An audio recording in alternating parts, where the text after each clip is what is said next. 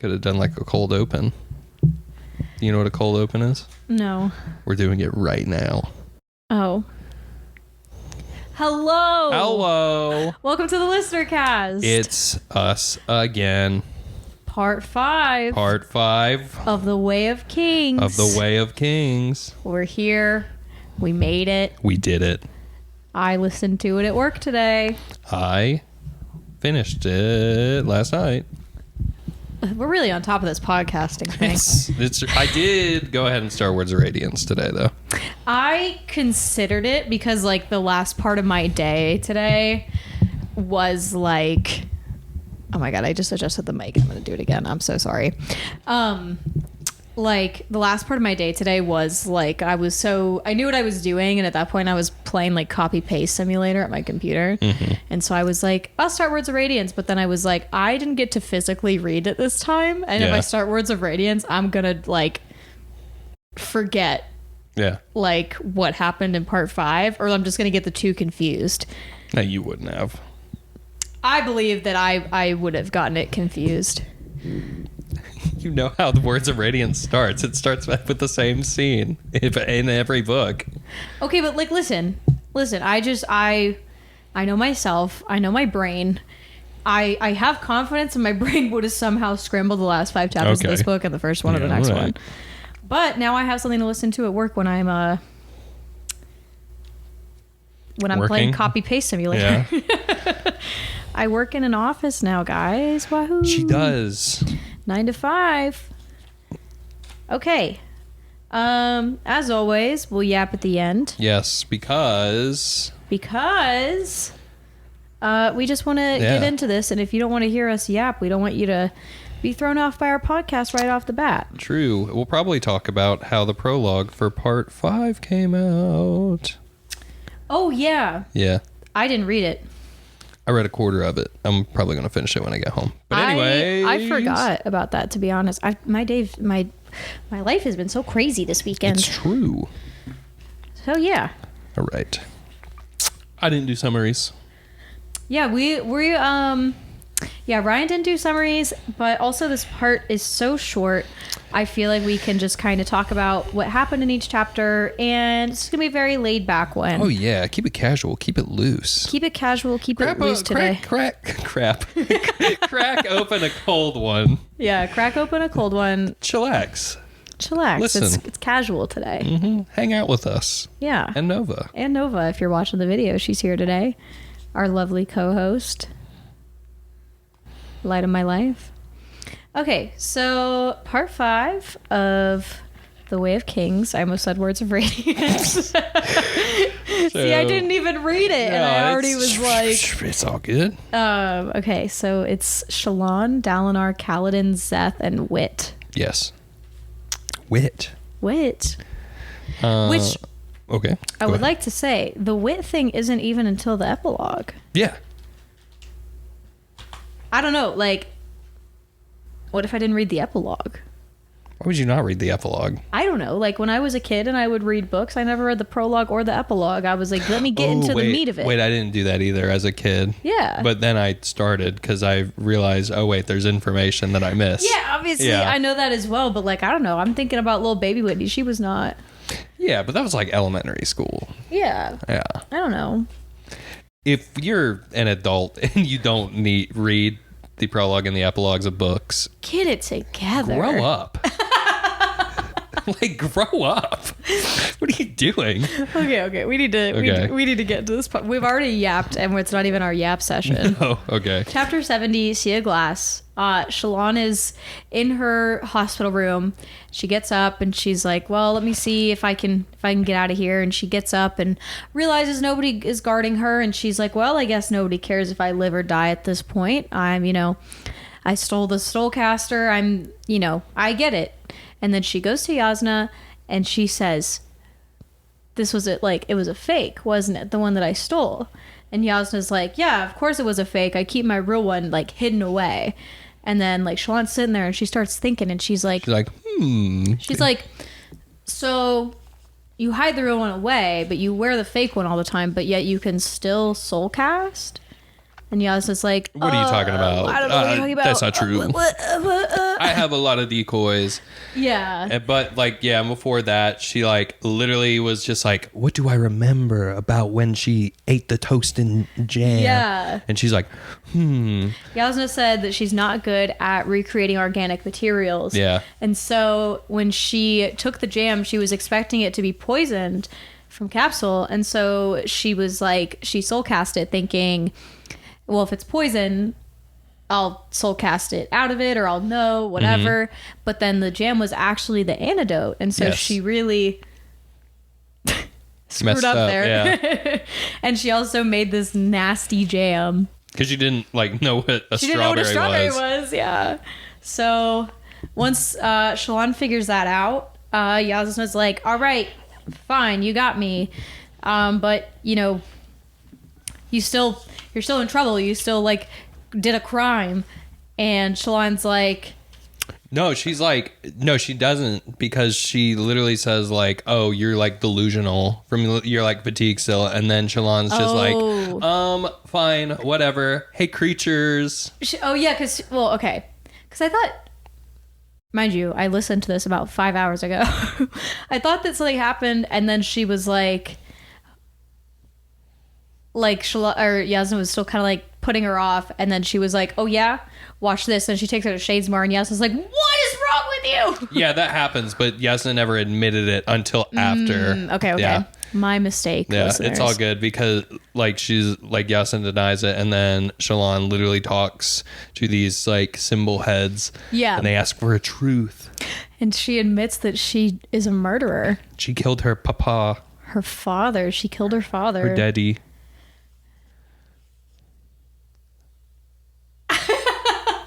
The silence was so loud there for a second. It's true. Just like because Shallan killed her dad, which we kind of like put that together. I didn't initially. Like, I remember reading this part for the first time, and I was like, well, I mean, we talked about this on the last like podcast, that like, you got to really lay it out for me before I'm like, whoa. Yeah. So, but yeah, so she killed her dad. And then she goes into Shadesmar, and then she's like sinking into the beads, and then Yasna saves her, and she's like, you were an idiot. And Shallan's just like, I want to be a part of whatever you're doing. Yeah. And Yasna's like, you don't even know what I'm doing. And she's like, I don't care. It's like important, and I want to be there. Yeah. She says, I want to be a part of whatever you got going on. Yeah. And she like basically, yeah. Yeah. That's it for Shallan's chapter. Yeah, that's it for now. For now. Mm-hmm. And she's like, yeah, it's all about the Voidbringers. Yeah. Yeah. And we get more of that later in Words of Radiance. Mm-hmm. Chapter 71 is Seth's perspective. Yeah. And he goes to the last name on his list, which is Taravangian. Mm-hmm. And so he goes to kill Taravangian, and he gets there, and Taravangian's like, I've been waiting for you, Seth, son Fulano. And Seth realizes the whole time this is who his secret master has been, is Taravangian. Which is crazy, because Taravangian is like perceived as this like saint. Like, his hospitals are the best hospitals. He'll never turn anyone away for treatment. Mm-hmm. Like, he is a saint. And then he's the one that's been orchestrating all of these murders. Yeah. Which I didn't see that coming at all. I didn't either. Like, especially like he even like in this chapter, Zeth talks about how what's going on? She heard a noise, a ruckus. A ruckus. You're very tall now.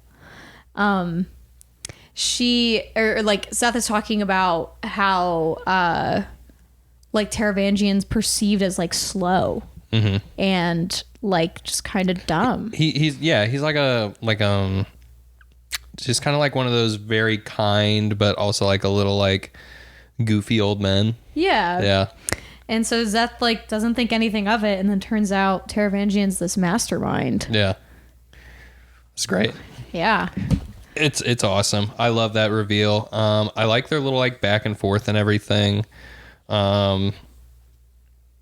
Where Zetha's just like, and what if I'd kill you? And Taravangian's just like, no, you wouldn't have, because like I wrote down the instructions like pretty explicitly.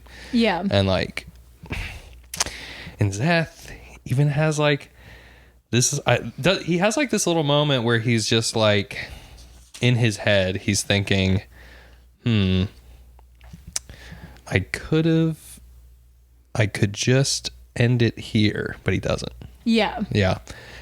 And also in this chapter, all like a majority of like what are like these death rattles that we've been hearing. Oh yeah, we find out like Taravangian's draining people of their blood, killing them slowly, so that he can hear these death rattles.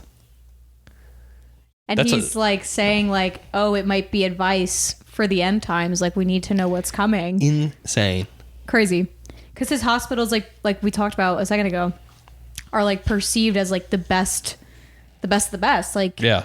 if you are sick and you go to one of his hospitals, like you're guaranteed, like, you know, you have a higher chance than anywhere else. Mm-hmm. And then to find out he's like killing people on purpose at these hospitals, it's so messed up. And it didn't start that way, he says. Like they were only doing like the very like, oh, they're going to like die anyway. But it's just like, we're just going to drain them slow. Because he said he like stopped getting information. Like he was like, oh, we can't keep up with like the demand essentially.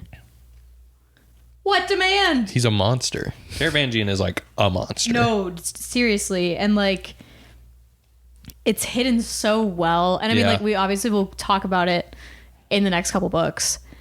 But, God. Yeah. Do you want to, well, 72 is the one where they actually talk about the jam. Yeah. If you want to, I don't know. I feel like I explained the last two, so I'm passing the torch. So basically, this is where Yasna and Shallan kind of discuss like what Yasna is like doing, how she is soul casting and everything. Kind of talking about like what Shallan has seen, what she's like researching with the Radiance and also the Voidbringers and everything. Mm-hmm. And this is where Yasna also reveals that what the Voidbringers are. Yes. Which are the Parshendi. Yeah. Yeah. Yeah. Which is also crazy reveal. Yes. Didn't see that coming when I first read it. Me either. But it makes sense. I think I put it to, if I'm because like I read these books for the first time, and like I could be wrong. I think I put it together that because they say it back in this book when they say like when Shallan or Yasna is reading them, eyes like pits of black, music when they kill, flame and char, skin so terrible. Like I thought it was just the Parshendi. Mm-hmm. Like I think I put that together, but I didn't put it together like it was like all Parshmen, like as a whole and everything. And we'll learn more about that in the next book. We will indeed. Mm-hmm. So that's really, it's a straightforward chapter. It's like an exposition chapter. Right. And do you want to tell us about chapter 73 as well? I think I will. This is basically like Dalinar. Yes. And Kaladin. And they have a conversation. And Kaladin's sort of talking to Syl at the beginning, and Syl's just like, do you think we can like trust them? And she's like, I don't know. Syl says he's a good man. Yeah. And like they have a great little thing here that I have marked down. Where Kaladin Syl says, I don't have the answers, Kaladin. And then Kaladin's just like, does anyone? Yeah. And it's just like really great. I also have here, Kaladin said, Tef said that the Radiance held to a standard.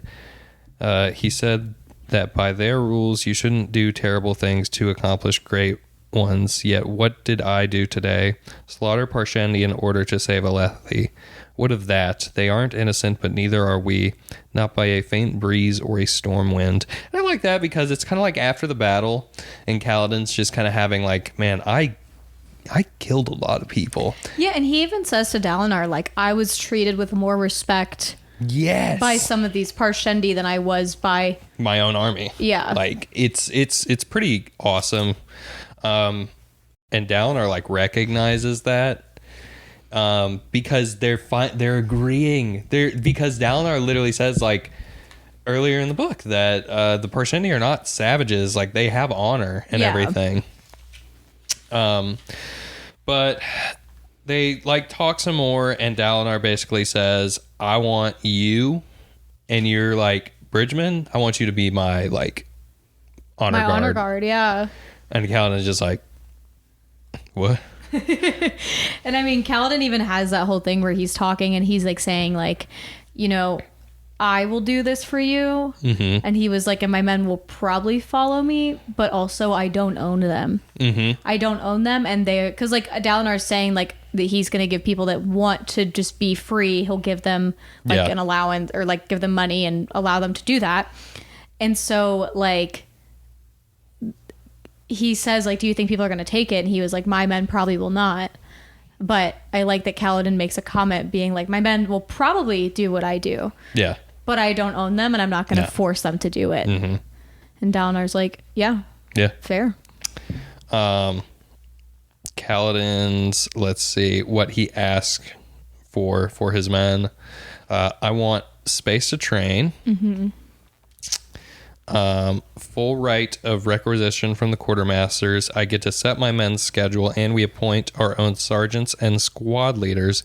We don't answer to any light eyes but yourself, your sons, and the king. And Dalinar says, like, that last one is a little irregular. Yeah, but Kaladin says, like, here, I'll let you continue. Yeah.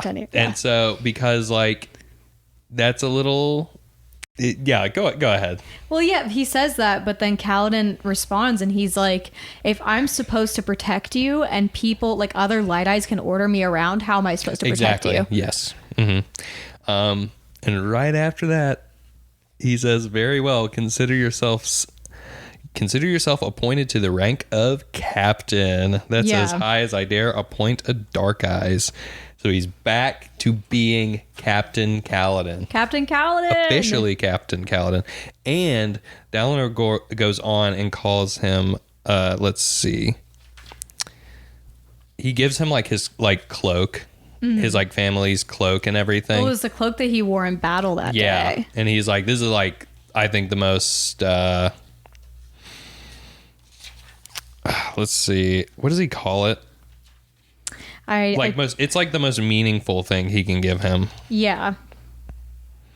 And he says, like, each man who wears my colors is like a part of my family and everything.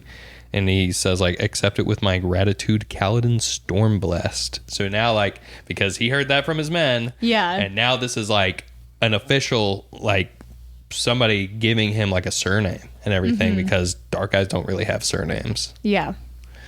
It's Stormblessed, and it's awesome. It's so cool. It's like it's all coming together. It's all coming together. Mm-hmm. Then Kaladin goes back to Bridge 4, and he, like, recognizes, like, oh, man, all these barracks, like, belong to the Bridgemen and us now. Mm-hmm. And he, like, goes to Bridge 4's barrack, and he's like, well, nobody's here. And he goes around back, and what are they doing, Whit? They're having a pot of stew. They're having a big old pot of stew. They said it just didn't feel right to go to bed without doing this first. Yeah. It's great. No, it's great to see, like, even after all this, they're still, like, sticking together. Yeah. And that's just one of those moments where it just makes you feel good inside, man. Yeah, and they ask Kaladin to show off his radiant skills, and he, like, sucks in Stormlight, and everyone's like, whoa. Oh, teach me. Yeah. So it's a cute little moment. Good little moment there. And then he ends the chapter with, recognizing that they lost 3 more men. Mm-hmm. But 27 men lived. He'd finally managed to save someone. For now, that was enough. And that's the last Kaladin moment. Yep. Ghost blood. So in the next chapter, we see, they talk about the Parshmen being Voidbringers and Parshendi being Voidbringers. And Yasna's talking about how she's been expecting someone to assassinate her. Mm-hmm. And then she shows Shallan the ghost blood symbol. Mm-hmm. I can't remember where. It was on capsule. Oh, yes. So they talk about that, and then Shallan's like, wait, I remember this symbol. I think my father may have been a member of this group, because the guy that got killed, that was like the one that knew how to use the Soulcaster, had the tattoo. And so Shallan was like, oh my God, I think my father might have been a part of this.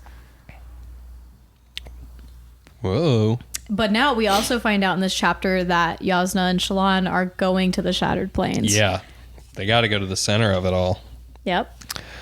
All right. Man. And Shallan, was it in this chat? It might have been previously, but Ghost Shallan. Blood's the name of this one. Yeah. She said, like, I can't just abandon my brothers, but this is bigger than them. Like, she's going to try and find a way else, like, how to save them and whatnot. Yeah. How to help her family, because even if she stole the Soulcaster, it wouldn't have mattered. Yeah. So she was like, screw it. I'll find another way to protect my brothers. This whole thing is bigger than me, but I want to be there to help. I mean, for me, like, you've kind of got, like, Yasna K'Lin on your side now. Right. Like, and also, like, yeah, Yasna's still not happy with you that you tried to steal from her, but also, like, well, you can do these abilities. Yasna can do these abilities. Right. Come on. I feel like, yeah. Anyway. 75. 75 in the top room. Did you have anything else to say about that? Not for that chapter. I'm sorry. No, you're fine. I was done yapping. Yeah. Find ourselves back with Dalinar. He's hanging out with Navani. And it's another high storm. And he finds himself inside of another vision. And he sees a man. And the man is talking to him. Well, not and really. And he keeps asking him questions. Yeah. And he's not answering him.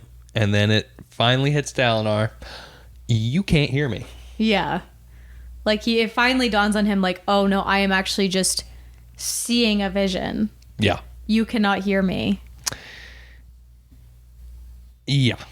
And which means that when he was told to trust Sadeas. He just inferred it was that. just him saying that. Yeah.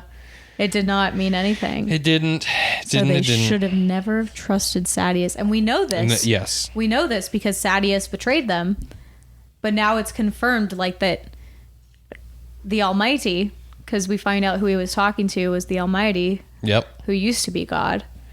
And we find out that they can't hear him. Yes. And finally we have it. We have it, Whitney. The figure was silent for a moment. Then he spoke in a clear, crisp voice. Life before death, strength before weakness, journey before destination. Speak again the ancient oaths and return to men the shards they once bore. He turned to Dalinar, meeting his eyes. The nights radiant must stand again. And then finally, at the end, Dalinar asks, "Who are you?" And the man replies, I was God. The one you call the Almighty, the creator of mankind. The figure closed his eyes, and now I am dead. Odium has killed me. I am sorry. God's dead. God's dead. Who's Odium? Who is Odium? Like, the whole, like, part 5 of this book, I feel like I just walked away having so many questions. Oh, yeah. Which has made me be like, I need to go get the next book. Mm-hmm. Because who is Odium? What are the Ghost Bloods? Yeah. like, what else happened? I mean, just continuing the story with Kaladin now being an honor guard. No longer like enslaved, essentially. Shallan and Yasna can use powers, and Parshmen are also the Void Bringers. Kaladin's also has powers. Yep. There's just like literally that like it's just like hit after hit after hit in part 5. And we still have the epilogue. I know we haven't even done Wit's part yet. Do you want? I'll let you do Wit's part. No, you do it. No. After you. No, after you. Well, it opens up with Wit saying, "Can you feel it? Something just changed. I believe that's the sound the world make when it pisses itself." And Wit, what does he ask? I remember he's like hanging out with some guards and like some other people, and he's just like, what is the question that he asked? He says like, what is the most important something? What is it that men value in others? Yes. What's the most valuable talent a man can have? Mm-hmm. And one says music, aesthetic genius, invention, acumen, creativity, noble ideas indeed, blah blah blah. He says all that. Yeah. And they're just sitting waiting, and Wit says, "I'm waiting for the storm to come." The guards are like, "You're crazy." And then this guy just shows up outside the gates, and he's just looking a little ragged. Mm-hmm. His beard, because he cut his way in. Yeah. With a shard blade. Yes. He's looking a little ragged. Yeah. This stranger cut his way into this place. Kolinar. Into Kolinar. Yeah. With a shard blade. Does it say Kolinar in here? It's outside of Kolinar. Okay. Yeah. I was like, I missed that part. Like I said, I listened to this as well. I didn't get to read it. He comes in and Wit's like, "Hello." And the guys are like, "Who are you?" The guards are like, what's going on? And he's like, the guy, the strange man with the shard blade, looks around and he's like, "What are you guys doing? Like, go, like, give the warning." And they're like, "What are you talking about? Like, who attacks?" And the man paused and he raised a hand to his head, wavering. "Who am I? I am Talanel. I am Talanel Lyn, Stone Sinew, Herald of the Almighty. The desolation has come. Oh God, it's come, and I have failed." He slumped forward, hitting the rocky ground, shard blade clattering down behind him. It did not vanish. It did not vanish. And Wit says, "What is it we value? Innovation, originality, novelty, but most importantly, timeliness. I fear you may be too late, my confused, unfortunate friend." Because we learn about Taln. He is the one that died. He's the herald that died. In the prelude. Yes. He's the one that went to a bad place. Yes. And he stayed. Yes. For like over 6,000 years. And then he just shows up. He just shows up and he says he failed. Yes. And the desolation is coming. Yeah. Oh God. What does that mean? I don't know like what that means at all, but I have some implications thinking, that desolation is coming, huh? And now this guy is back? That really means that desolation is coming soon. Yeah. Like I said, we just get so many hits at the end of part 5 that I was like, I need the next book right now. Yeah. Oh, I remember like listening to this book and finishing it and then immediately like buying the next one and started listening to it. Wait, what did we think of part 5? I mean, I think I gave you my feelings. Yeah. it's good. And like I said, there's just so many hits. Yeah, part 5 is definitely like we're giving you answers but raising more questions part. Right, which is like just a thing with books and series and everything. Yeah. But it really does just make you like, what is happening? Where is this going? Mm-hmm. Because now, like, this book is so long, right? It's like 1,400 pages or 1,200 pages. It's 1,252. Yeah, it was like, one of them is 14. I forget which, Oathbringer, I think. Yeah. But this book is like 1,200 pages. And it is just a lot of setup for the whole series. It's like all set up. Yeah. And it's so crazy. Now and it's good. now that we're at the end of it and I'm like thinking about this critically, I'm like, this is all set up. All of this. Because like I feel like the real action really starts in Words of Radiance. And that's exactly. Hey guys. Violence on screen. Come here. That's exactly what Dimitri said to me when he finished. Really? This. He was like, that book was all set up and it was awesome. Yeah, no, it's a great book. Yeah. Like, it's a fantastic book, but like now I'm sitting here really thinking about it and I'm like, wow. Mm-hmm. So I feel like we're done talking about part 5. Let's talk about the book as a whole. And let's start like with our non-spoilery stuff. Okay. And then we'll kind of break and be like, all right, we're going to talk about spoilers. Yeah. I would say, do you want to? Yeah. All right. Should we do spoilers? We're not going to do a spoiler section. And then us discussing, like, for the past 5 minutes, if we're going to do spoilers, now you can cut that out. Now you can leave this part in because it's funny. So, all right. Okay. I just helped you with editing. Thank You're all you, even Ryan. clap. There. Thank you, Ryan. You're welcome. So we're not doing spoilers. Yes. But we're going to talk about the entirety of the book that we just finished. Mm-hmm. So I don't know where to start, really. I don't know. Is there anything that you had in mind that you wanted to like really talk about? Yeah. So I mentioned my very, very good friend Dimitri, who I just got into this series earlier this year. And I asked him, what should we talk about now that we're discussing the book as a whole? And he gave me something that... Thank you, Dimitri. Yes, thank you, Dimitri. Shout out Dimitri. He's one of my best friends. Yeah, he's working on a Kaladin cosplay right now. Really? Yes. I was about to say I bought a sewing machine from Dimitri, so shouts out. Kaladin character growth as a whole. Okay. And he probably will save this for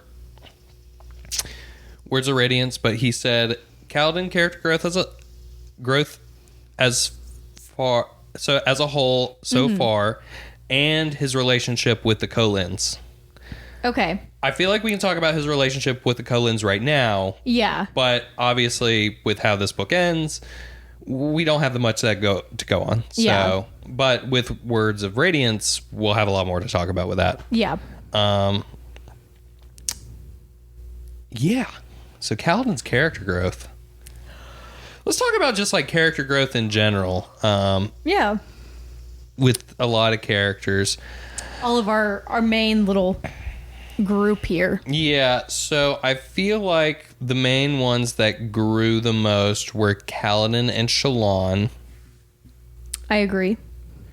Which, I mean, I would say, out of like our whole main characters, I would feel like those two are like our main protagonists. Yeah. Yeah. Yeah.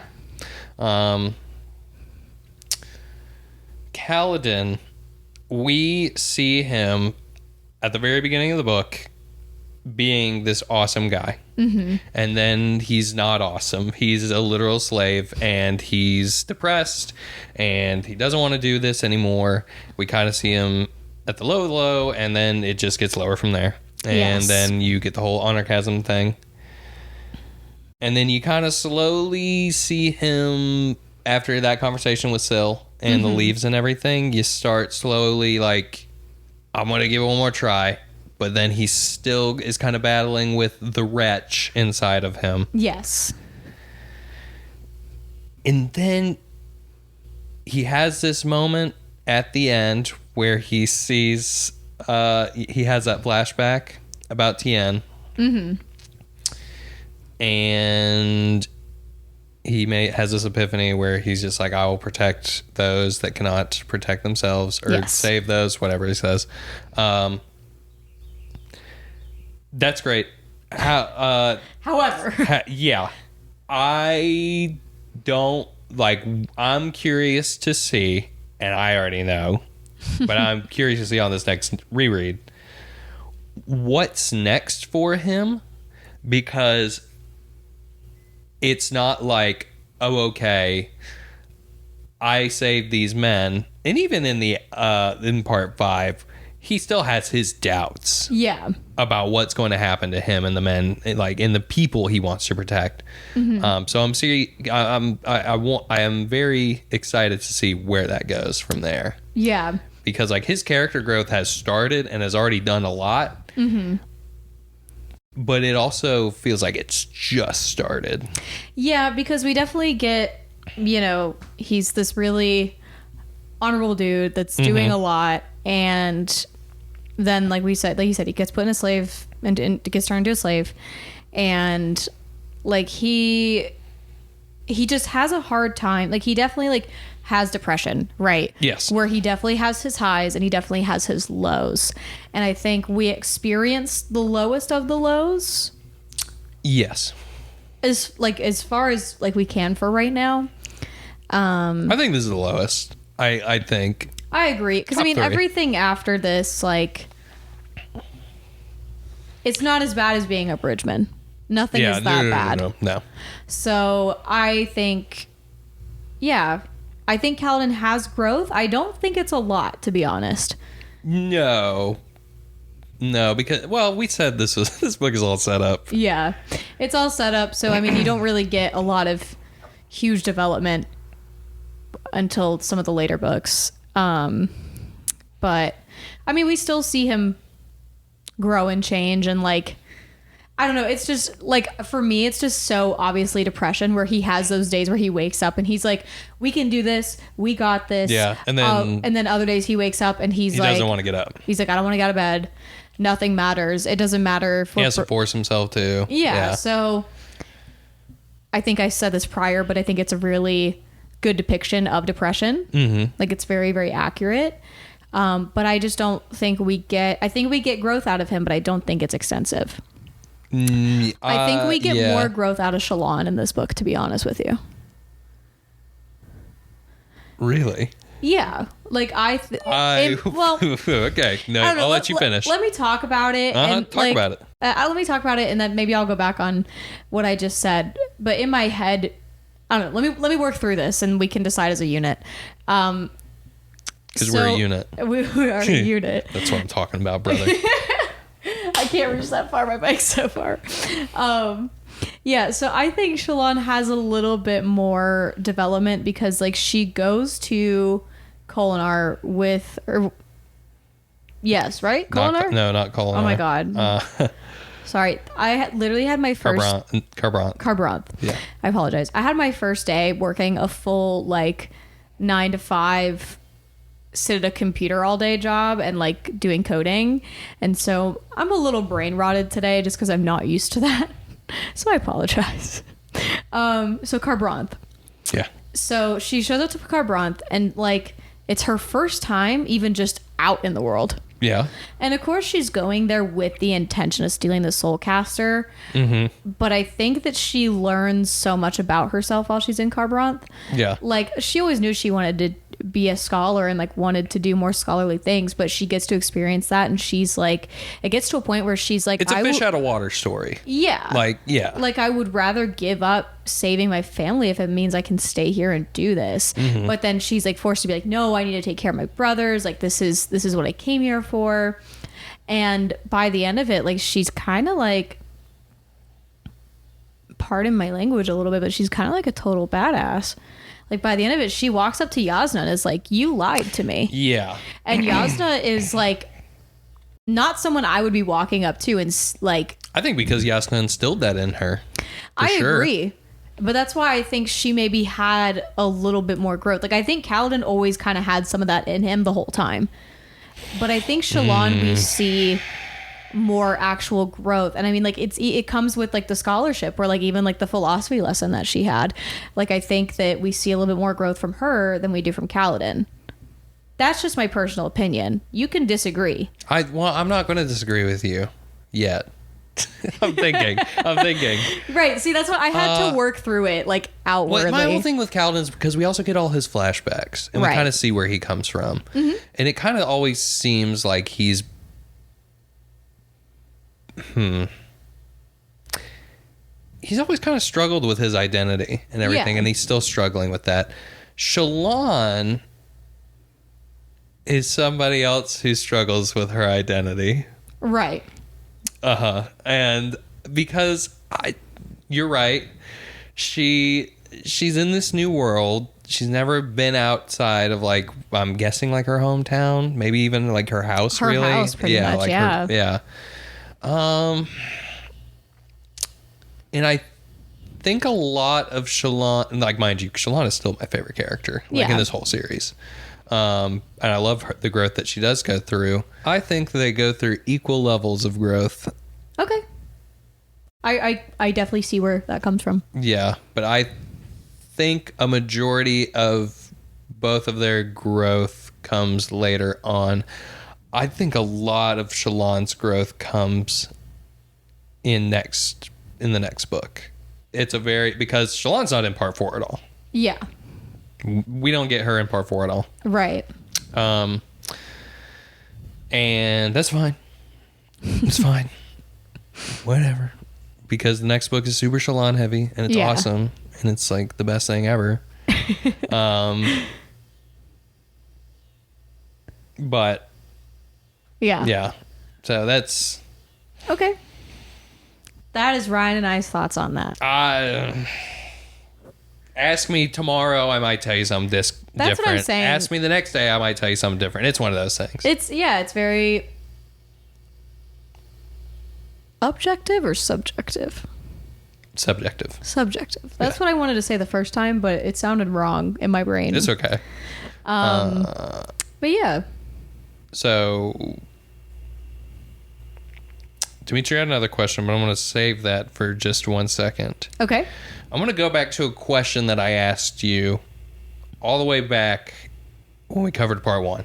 Okay. I want to know if it's changed, and I don't think it has. Okay. Do you think Szeth is evil? Because I think I have solidified my answer, and it is yes. I think Szeth is evil. Okay. I think I would probably still give you a pretty similar answer that I did originally. As to where I think I definitely would say he's evil leaning. Like, you still think he's gray, morally gray? Yes and no. Okay. Like, I see where he's gray, but at the same time, I also see like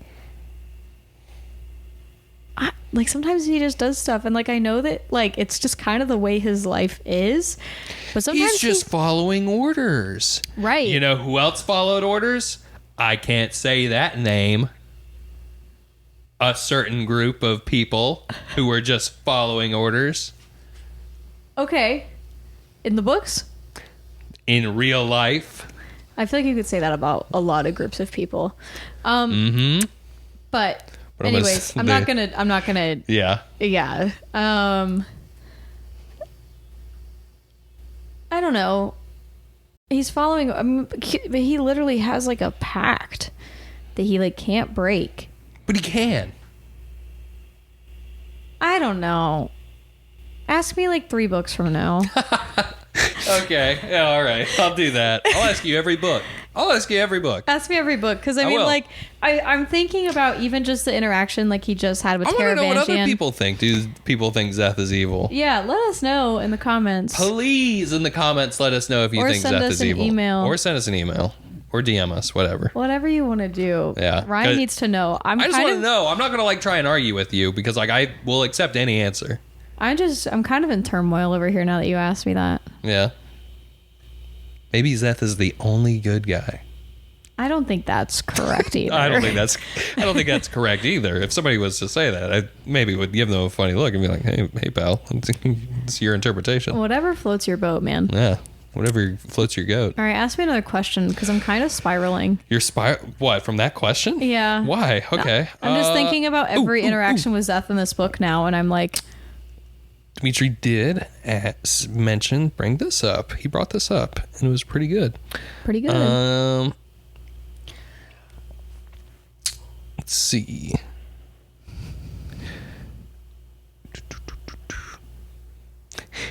He did just text me and said Shalon, and I said just talk about Shalon. He's like, exactly. I said, all right. That's what. She's awesome. She's the goat. Oh, Dalinar / Adolin are kind of the ideal, and the ideal honorable light eyes that Kaladin has been like kind of looking for. Yes. I find that it's a very good, like, I guess, journey that we go through in this book, that he's been disappointed by every single light eyes that he's come upon since he was a kid. Mm-hmm. He's always seen, like, light eyes officers, like, he hears all these great stories, and every time they've let him down. Yes. Rashon let him down, Amaram let him down, and Sadeas let him down. It just continued. It just continued, and he kept hearing stories about Dalinar Kholin. Yes. He kept hearing stories about Dalinar. He's the only honorable one in all the war camps, all this, all that. Mm-hmm. And he has that moment in the war camp where he runs into Adolin. Right. And Adolin helps that prostitute. Yes.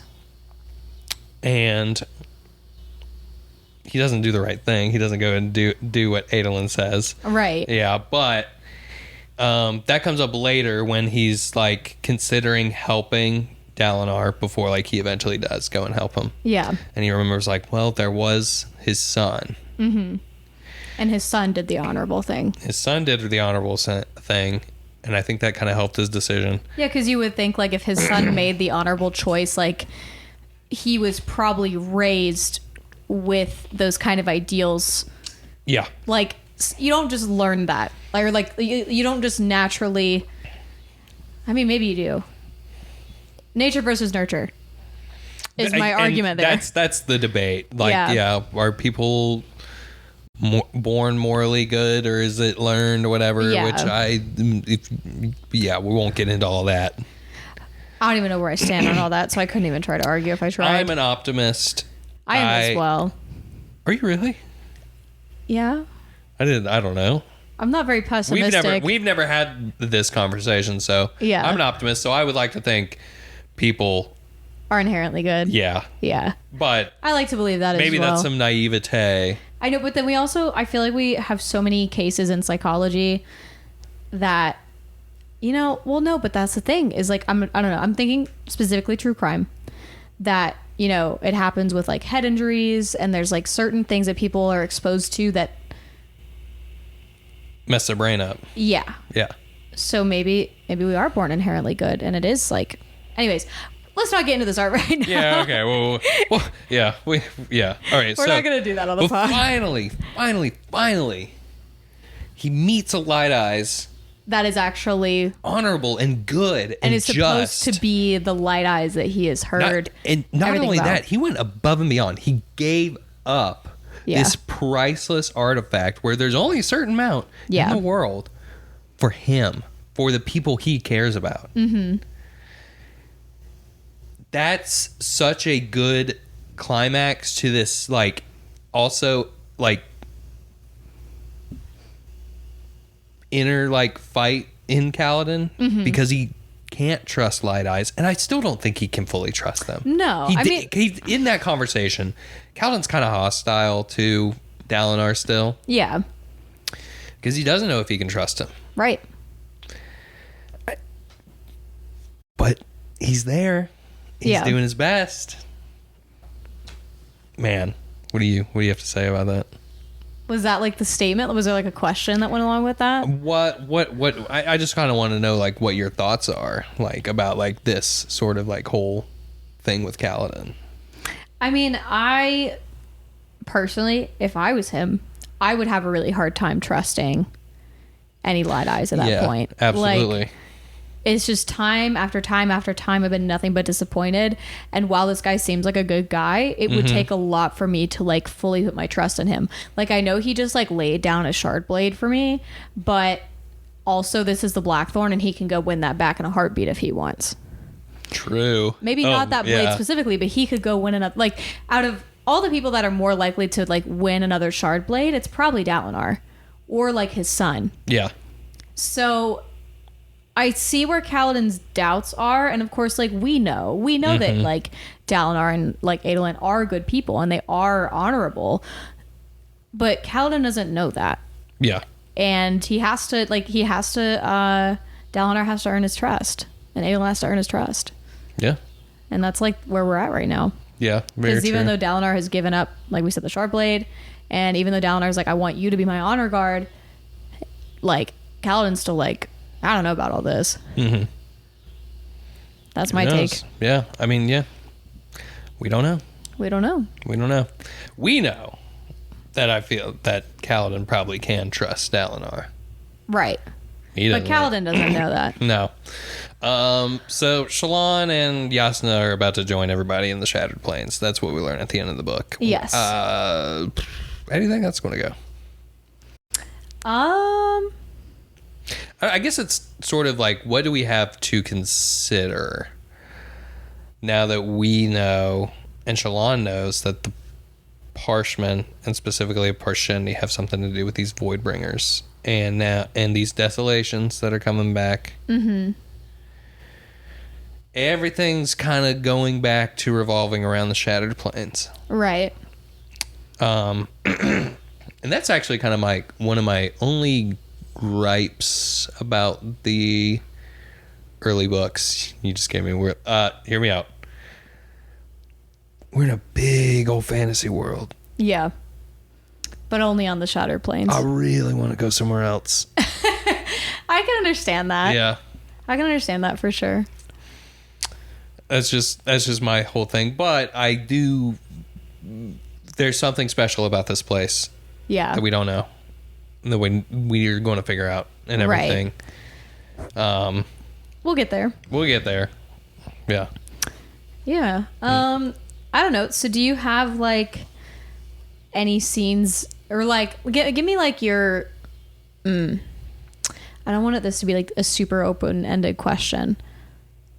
What is one of or a few of your favorite scenes in this book? Ooh.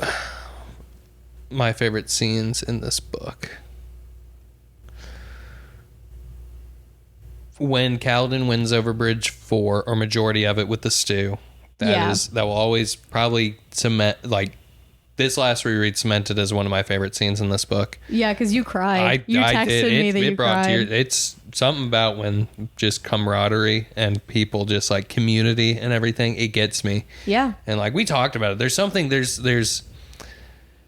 inherently like intimate about sharing a meal with somebody. Mm-hmm. You only share a meal with somebody typically who you are really close with that be a partner or your friends or your family and everything. Now you can go eat a meal with strangers like on a date, but that's still a date. You're trying to get to know somebody, right? And you're doing something intimate, eating a meal. So that's what that represents and everything. And now these people are doing it, like that just got to me.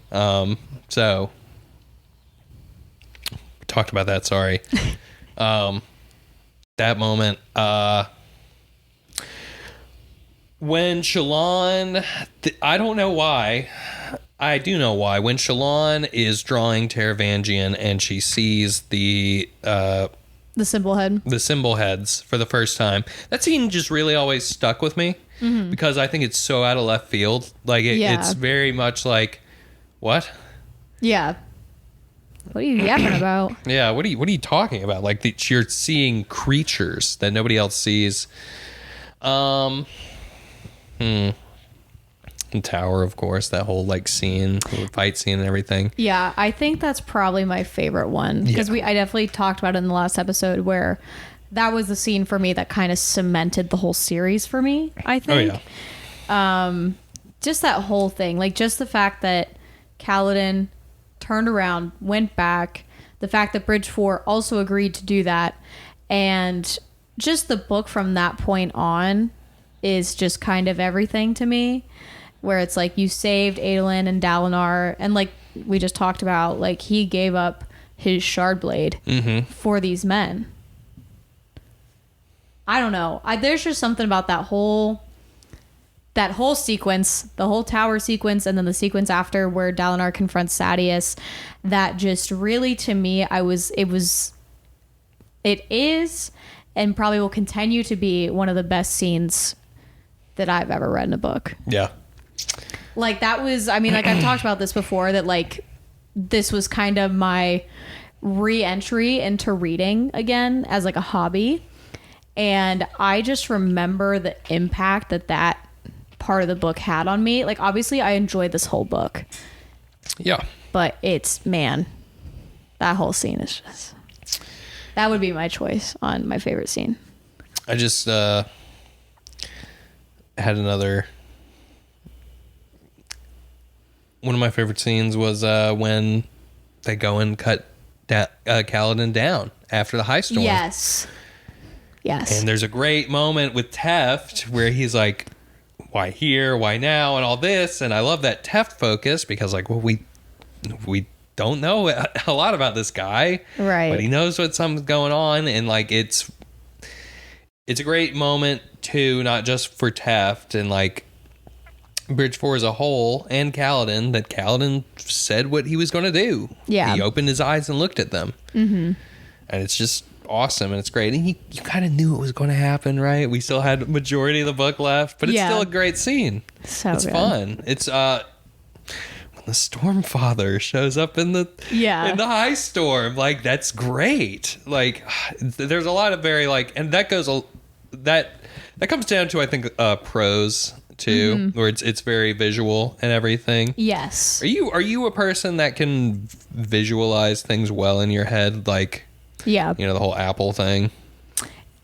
Yeah, I am, but I also like, I don't know, I've always been like that since I was a kid. I had like a very, very rampant imagination when I was young. And I've always been able to be, I'm a visual learner. So I think that kind of goes hand in hand with like when I'm reading something, I'm visualizing it because that's how I retain it. And also like I have a form of synesthesia where... Do you really? Yeah. So when you talk at me, I see what words you're saying in my head. Like I see it. It's really hard to explain. But like I see it, like whenever someone is talking, I see the words as you're speaking. Like I see them in my brain. But it's like, I don't know. That's pretty cool. I don't know how to explain it. So I just... You have built-in subtitles. Essentially, yeah. Yeah. But I also have like auditory processing issues sometimes. Oh, okay. So sometimes I hear someone say something and then it's literally like when you're watching like a live stream of something and someone's like live typing the subtitles and it like kind of buffers. That happens to me in real life. Where like someone, like if you said something to me and I'll go, what? Because I don't think I heard you. But then I'll like get the subtitles and I'm like, oh yeah. It's really like a weird that happens experience. with me sometimes. Yeah. But I have like a visual aspect as well. I don't know. So I'm a very visual person. So like a lot of these scenes, and I think that's why the tower scene also is like so impactful. And like you said, like the Kaladin scene where he's like in the high storm, a lot of those scenes that are supposed to be really impactful, I feel like really, really hit for me because I'm sitting there and I'm seeing it. Yeah. And I will say like, excuse me, like I don't get that 100% of the time. Because like when I was a kid, I could sit down and read a book and like 100% I was imagining every second of it. I definitely am not the same now. But usually when I'm like really, really dialed in on a book, I'm very like, I'm seeing it. Yeah. But it also comes with having an author that is giving you that good prose. Because sometimes I sit down and I read just a novel for fun. And if I don't have enough like descriptors, I'm just reading at that point. Like I'm not getting a visual. Right. So I think Brandon does a really good job in that regard, as to where I actually can sit there and visualize these scenes and these characters. Yeah. Yeah. What about you? No? What do you mean? What is your question? Like you asked me, like, are you able to visualize the scenes? Are you able to as well? Oh, yes. Like I have a very, I would say a vivid imagination and everything. I don't have the words thing, I don't think.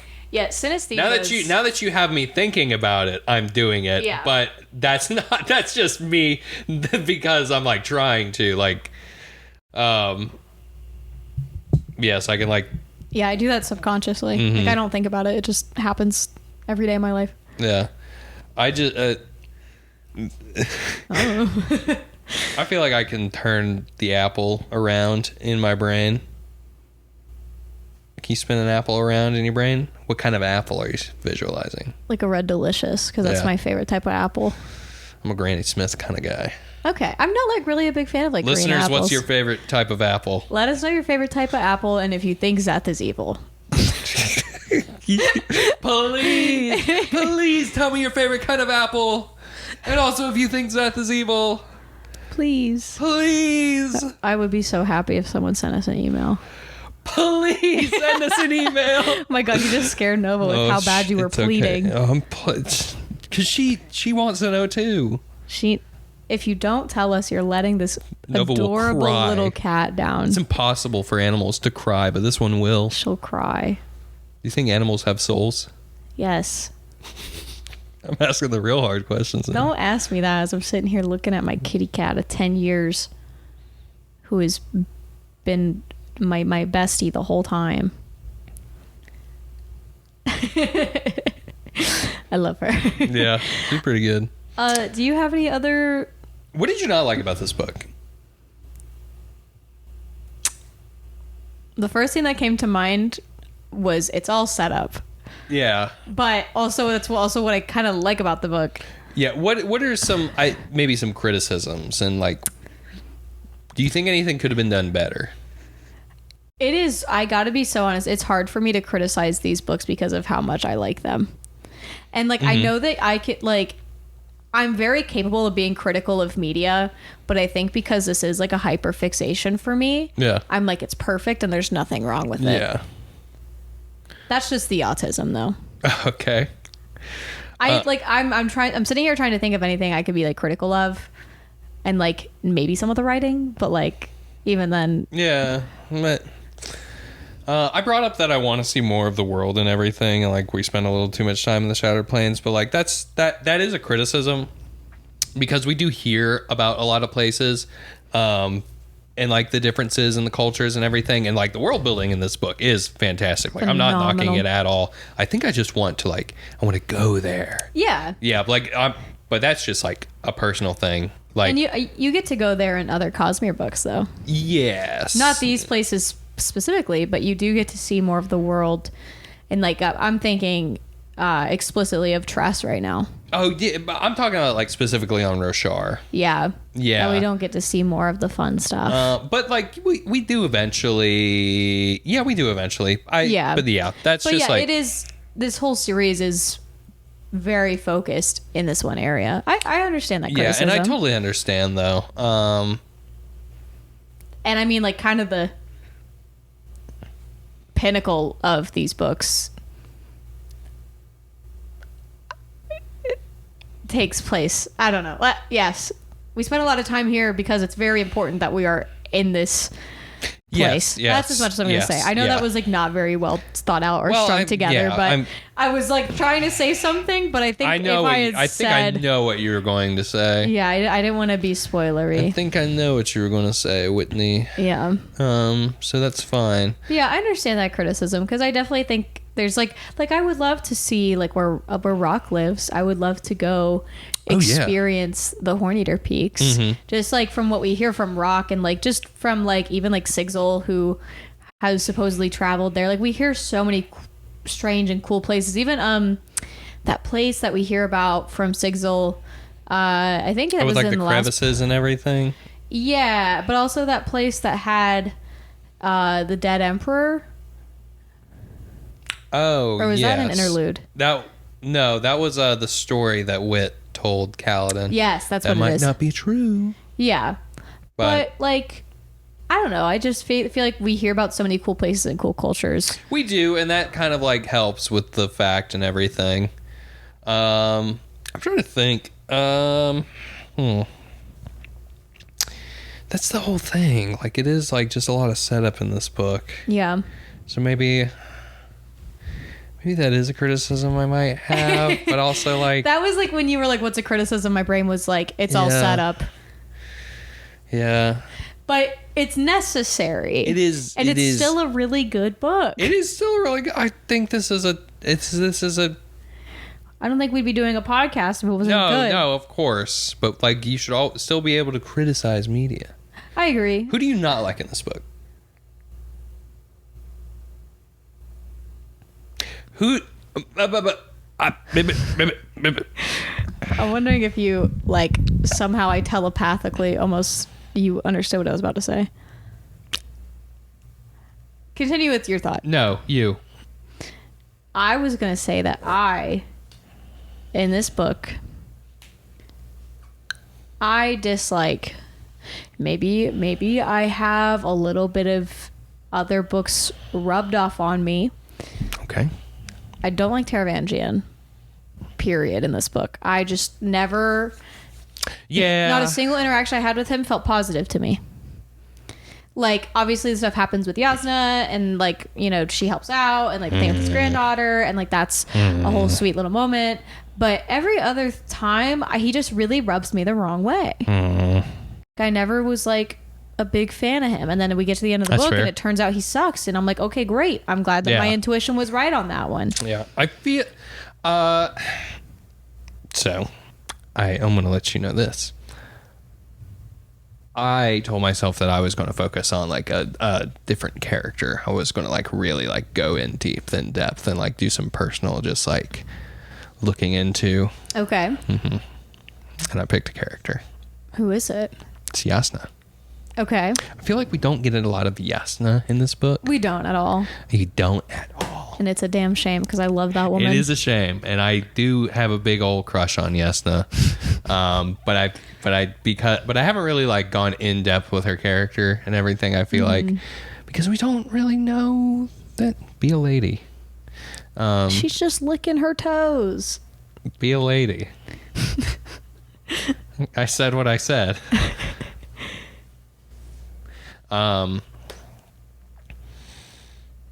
Yeah. Okay. That's a lot. All right. That's not ladylike.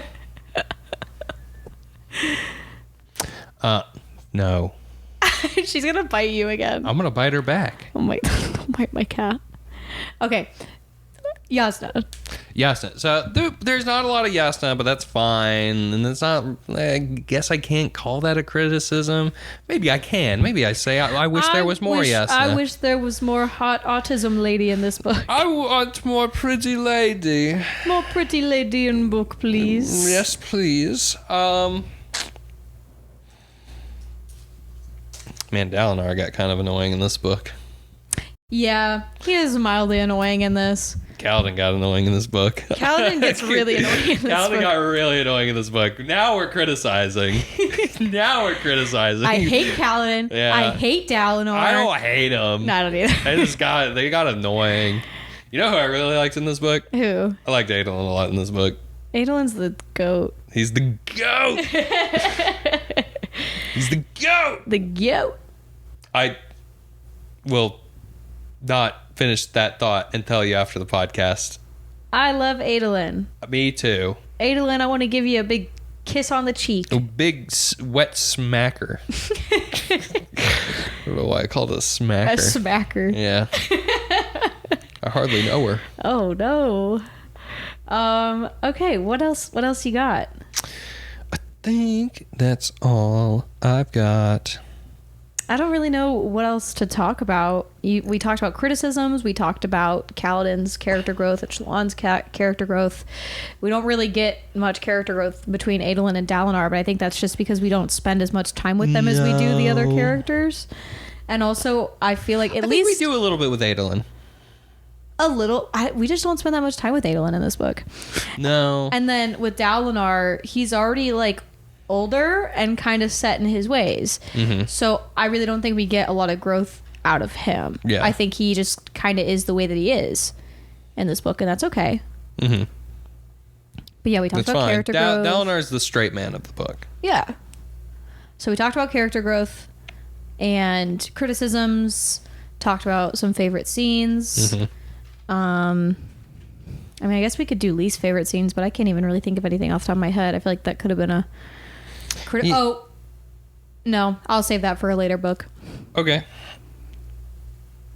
Because it's something that genuinely I don't like about the series. So I'm not going to... I'll wait until that we get there. Oh, I'm curious to know. Okay. I'll tell you after. I gotcha. But, yeah. All right. So, Whitney, I think we've officially finished talking about The Way of Kings. Man, I can't believe we've made it this far. That's so real. Yeah. I don't know. It's like a fun idea to be like, haha, let's start a podcast talking about a book. But then I think to actually go through with it, pretty good. We're doing pretty good. We finished one book. We did. Out of 4 and 2 novellas. And it's the end of July, so... We got time. Oh, yeah. We got plenty of time. We got time. Yeah. Yeah, we may take a break, probably... Well, I don't know. We'll see. We might try and backlog. But we also might take a break, at least like a week off in August for Dragon Con. Oh, yeah. We'll see how our schedules are. We'll let you know. Any Southeasterners going to Dragon Con? We'll be there. Say hi. Say hi. Because we'll be there. Mm-hmm. But yeah, I think we're pretty much done talking about the book. Yeah, so we're just going to do like our extra bits in Yapping section. Yeah, so if you're leaving off here because you want to hear only the book stuff, we understand. But thank you for listening. All the usual stuff. Give it a like, a rating. Yeah. Leave a comment if you want. Tell us your favorite apple. And if you think Zeth is evil. Please. Yeah, we have Instagram. We don't really post on the Instagram. But we haven't. We have an Instagram, but I don't know what to post. I don't know. We'll figure out content at some point. We can just post pictures of Nova. We could. It could be a Nova fan account. Yeah. But it's just the Listenercast account. Yeah, so we have Instagram, we have YouTube, and then obviously this podcast is on any stream platform you find podcasts on. Yes. So thanks for being here, and we'll see you next time for part 1 of Words of Radiance. Yeah. Thanks. Thank you. We're going to yap now. Yes. All right, Whitney, what else have you been enjoying yourself with this week? I have not. I've not even opened a book this week, which is crazy for me. Mm-hmm. I just had a really hectic week. I started a new job today. Yeah. And so like the last week, like I did my interview last week, and after that point, I just kind of went into panic mode because it's like my first like big girl job. Mm-hmm. And so I obviously want to do a really good job because like I've been working in like the hospitality industry and retail and stuff for like pretty much since I was 16. Like my first job was a serving job. Yeah. I have about 5 years of restaurant experience. I have like 3 years of retail. Part of that is sales as well. I was like a sales associate for a little bit of time as well. So I have spent a lot of time in jobs where it's very customer facing. Mm-hmm. And I'm finally doing a job. I've been spending the last like year or so. I have a certification in user experience design, UX, UI design for any tech people. But I've also been teaching myself how to code, and I decided I wanted to get into web development. And so that's what I've been doing more recently. And all this is on top of me working a job like mornings, nights, like I'm working all the time. Yep. And so it's finally paid off. And I got my first big girl job. And when I did the interview and I got it, and I was like, I walked out of there really excited, but I also was like, oh God, I think I'm in over my head a little. And I think that's just a normal feeling of like changing. So going from just a completely different industry from what you're used to. And so I have just kind of been a ball of anxiety the last like 7 days. I did do some fun stuff though. We did go see the Callous Cowboys and Omerta. They were so good. And Sea Space Cowboy. We missed the first two bands, or I did at least. You were there. Yes. It was Your Spirit Dies, which I'm actually a big fan of them. So if you like kind of hardcore metalcore adjacent stuff, I recommend them. They're a smaller band out of the Carolinas. Their vocalist is super nice. I've done some booking stuff with him, so I'm kind of sad I missed them. And the other band was Stateside, which I'm not familiar with. They were kind of more pop punky though, I think. I don't know. I'm not the right person to ask. I did not hear them. I don't remember a lot about that night. Yeah, you and Jack just had a couple drinks. That's all. That's true. Just had some brewskis with the boys. That's right. That's all it is. But yeah, so that was really fun. And then I went to there's a neighborhood in Atlanta called Little 5 Points. Oh yeah. Yeah. How was that? It was good. So they do a free they do like 3 concerts in like the summer months. It's like a free concert series that they do. And the last time, I didn't go the last time Jack went though. And it was like in this like kind of like a back alley is like where they had the stage. Like it wasn't an alley. It like goes up into another area. But like if you are in downtown Little 5 Points, it looks like an alley. But this time they did it kind of out on like a green space, and they like built a stage, and they had like, it looked like how a festival looks. Like it had like a stage, and they had like bars set up, and then they also had a ton of vendors set up as well, like people selling their art and things like that. Yeah. It was really cool. I want to give a big shout out to my friends in the band Back to Earth, because they opened that festival up. That was like why I went. I wanted to see them and support them. They're really good friends of mine. Shout out to Jason specifically, who I know listens to this podcast, even though he doesn't read these books. I don't think I've ever met Jason, but like I don't know if you have.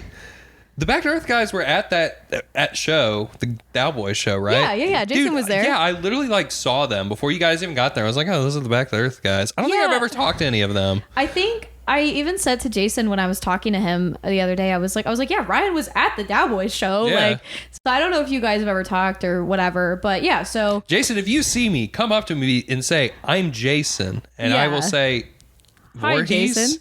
And and then you say, no, I listen to, I say, oh, podcast, Jason. Yeah. So yeah, Jason listens to the podcast, does not read these books. Just a supporter and a really good friend. So shout out to Jason. Jason, you're a real one. No, he literally told me you're too tough, Jason. You're too tough. Yeah, I did. He thinks it's funny when you say that, but he was like, yeah, no, like I drive a lot, and so I just like to listen to stuff, and you guys are my friends. And he was like, yeah, you guys are like really passionate about what you talk about. It's fun to like hear you talk about it. So shout out to Jason. Shout out Back to Earth. Their new album is going to be really, really good. It's going to come out probably later this year, early next year is what I was told. But I was in the studio for some of the vocal recording, and it is fantastic. Their stuff that's out right now is very, very good. Death to the Earth Boys was their most recent album. I'm a big fan of that record as well. So if you are a fan of like heavy music, go check them out. They're very cool, very good people. Yeah, so shout out to Back to Earth and Jason specifically. But yeah, so they opened up, they played a great set. And then I stayed for Gut Bust because the guitarist in the band that I'm in was filling in for Gut Bust that day. I also just like Gut Bust. They're a good hardcore band, also based out of Atlanta, and they kicked butt as per usual. But yeah, and then like after that we got dinner with some of the Back to Earth guys, and then I went home. There was more bands that night, but like I said, I was starting this new job today, and so I was like, I need to go home and learn. I like already know so much about coding, but I was like, I need to learn more. I need to practice more. And yeah, I came home after I had dinner with my friends and like sat on my couch, watched the Olympics, and coded for like did like coding projects for like several hours, and that's all I did Sunday too. I cleaned the whole apartment and then I coded the entire day. That's awesome. Yeah, I was really nervous about starting this job today, but it went really well. So yeah, yippee! Yeah. My friend Jenna, who is also a huge fan of this series, finally responded to my text and was asking like, what kind of questions do you want me to ask? And I was like, are you talking about like this or that? And Yeah. but it's too late now, Jenna. Maybe Jenna, next time. Yeah, next time. Jenna's probably going to be at Dragonsteel as well, correct? No, she is. Yeah, she got a ticket. She Wahoo! and her friend, who I have an extra ticket for. Oh, nice. I still need to find out if she's going. We'll figure it out when we get there. Yeah. If we end up having an extra ticket, we'll let you know, guys. Yes. But yeah, so I haven't been enjoying anything except the Olympics. That's what I've been enjoying. Yes. I was telling Ryan earlier, I've been giving Jack like a live update every time he comes home from work. And you gave me a live update in the hour that I was here before we started recording. Yeah, I was like, U.S. men's gymnastics team, awesome. France women's gymnastics ended up kind of bombing it the other day. Korea killed the women's archery. Mm-hmm. Think I didn't tell you that. Great Britain killed the equestrian stuff. We were watching a tennis match between a Spanish player and a Serbian player earlier, and I started to feel really bad because the Spanish guy was kind of getting his butt kicked. I don't think he wasn't getting his butt kicked. Like he was still scoring, but literally the Serbian player had every match point. Like he was just better. I know. I just feel bad because these people train so hard, and then to go into like not bomb, hard enough. Okay. It makes me There's feel always bad. going to be a loser. I know, but like I told you earlier, like when I feel like it's a tough, like it's really close, I'm like, okay, I get it. But like, yeah. I felt like he was kind of getting the floor wiped at him a little bit. I feel better. bad. Anyways, I've been enjoying the Olympics this weekend. I haven't been reading anything. I booted up Valorant for an hour yesterday. Like I didn't even play a full game. Like I just did to finish my weeklies. Like I just haven't really had time. I did watch more Delicious in Dungeon. I guess I've been doing that. Yeah. I'm like halfway through the actual anime now. I think I'm on like episode 12. I think it's 24 episodes. Yeah, something like that. Yeah, so I'm like halfway through now. But yeah, no, I haven't really been doing, like I've been more out of my house this week, like socializing and doing stuff. Yeah, which is good. Yeah. So I've been dog sitting this weekend. So when I dog sit, they kind of limit. Ashley. Yes. She's so cute. There's a dog named Ashley that I'm watching. I love when people name their animals like human names. Mm-hmm. It's really funny to me. Like you looked at that dog and you went, yeah, let's call her Ashley. Yeah. That's hysterical to me. The other dog's name is Loki. Oh, cute. They're good dogs. They're very chill. I finished up today. They're coming back today. But when I dog sit, it kind of limits what I can go do because I have to like go back and let them out and feed them and everything. But so typically when I dog sit, that's when I binge watch shows. Yeah. And since we started this podcast,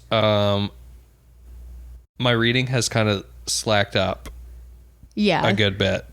Well, I mean, because you're so focused on like reading like 300, 400 pages a week. And like it's trying to analyze it like to a certain degree. Because that's what I've also, I will say, like I've had a harder time. Like I still am usually pretty good about like reading two things at once. But like even the last like 2 weeks, and I also probably credit this a little bit to like the way my life has been. Yeah. But like I was reading, I still am reading that personal librarian book, the one about like JP Morgan's assistant. I'm so close to finishing halfway through.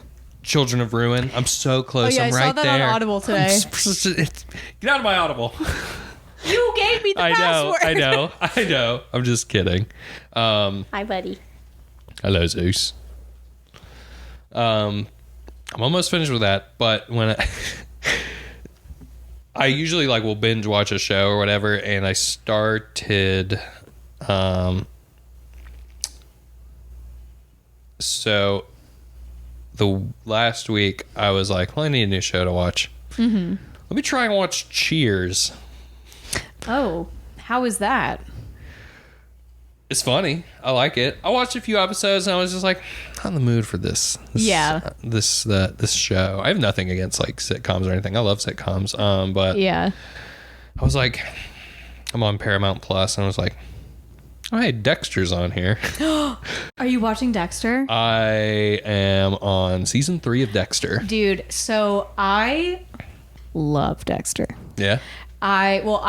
So I heard the ending is terrible. Oh, it's so bad. Really? Yeah. Okay. You should still watch it. It's still a really good show. Mm-hmm. The ending is just like, it's bad, and also like they brought it back after they finished it and just like made it worse. Okay. What's the guy's name? Jeffrey Dean Morgan? I think so. I don't. Yeah. I can't remember what Dexter's name is. Regardless, this is just a funny lore fact about my sister for you and for the audience. My sister loved him growing up. Like when my sister and I are 6 years apart. She's older than I am, and so she loved watching Dexter when we were growing up, and because she was like a teenager, and was that lightning? Yeah. Oh, okay. But it's Michael C. Hall.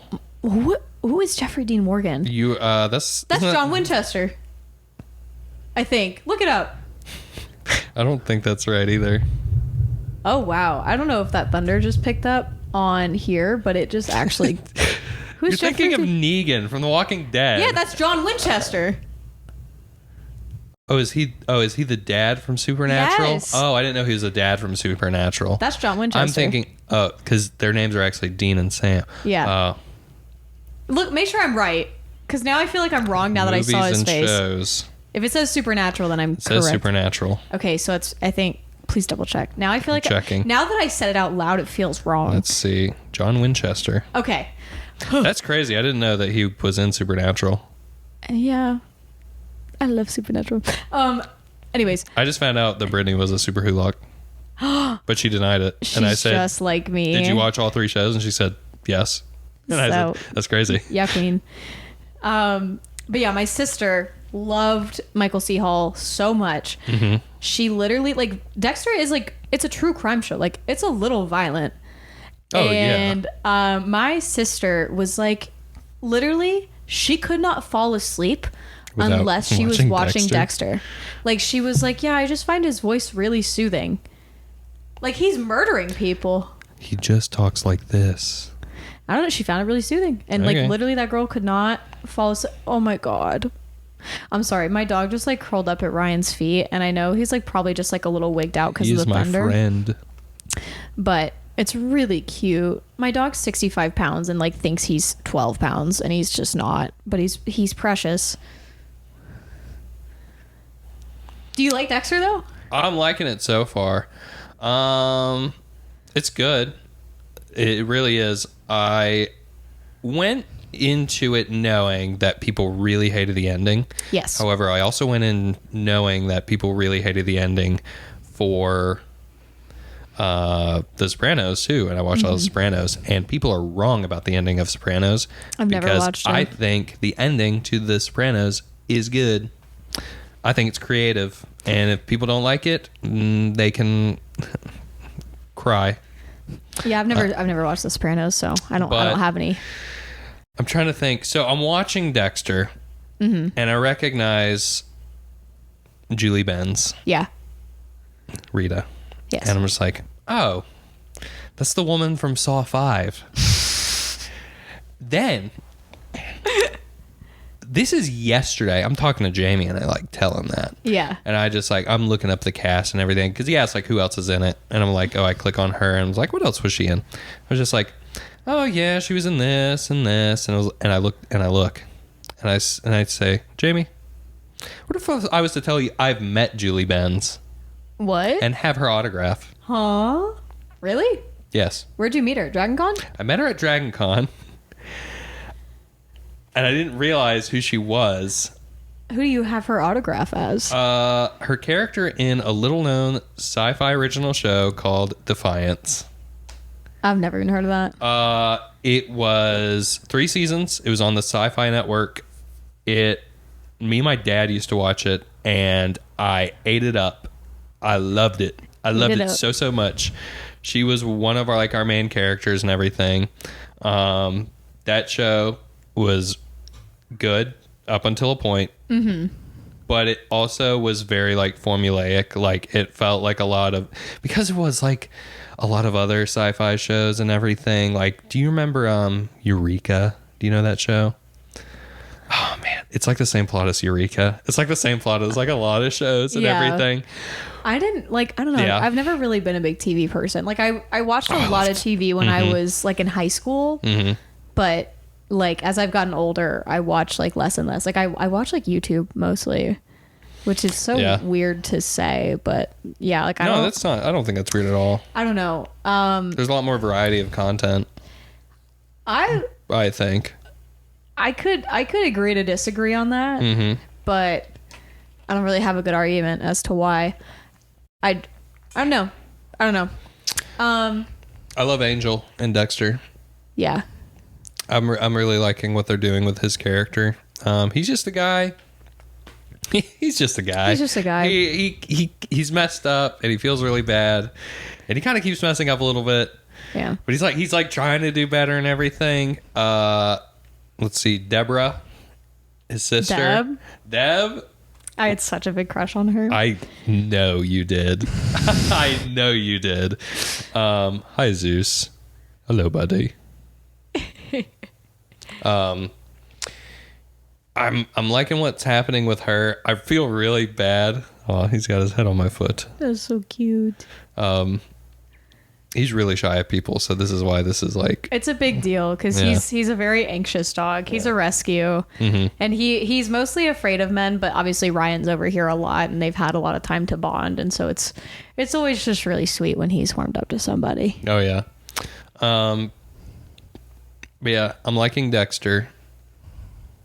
Did I tell you I've watched Beef? No. I don't even know what that is. It's a Netflix show. That you have Netflix, you should watch it. It's only one season. I've heard that Baby Reindeer show is really good. At least like a ton of my coworkers were talking about it. I've heard that as well. Because I've had like two of my coworkers say like, "Oh, I've gotten baby reindeered," and I'm like, "What are you talking about?" Like stalked, yeah. But they talk about it like at work, like in a work setting, like at the restaurant. Yeah. Uh-oh. Like where, yeah. Okay. I know a good bit about the series. I haven't watched it, but like, yeah, I'll let you watch it. Okay. Well, maybe I'll do that at some point. Yeah, it's about like a stalker. Oh. Yeah. Have you ever been stalked? Yes, actually. Let's not talk about that on the podcast. I just wanted to know. One of my exes. Oh. Yeah. That's right. Get him, Zeus. Yeah.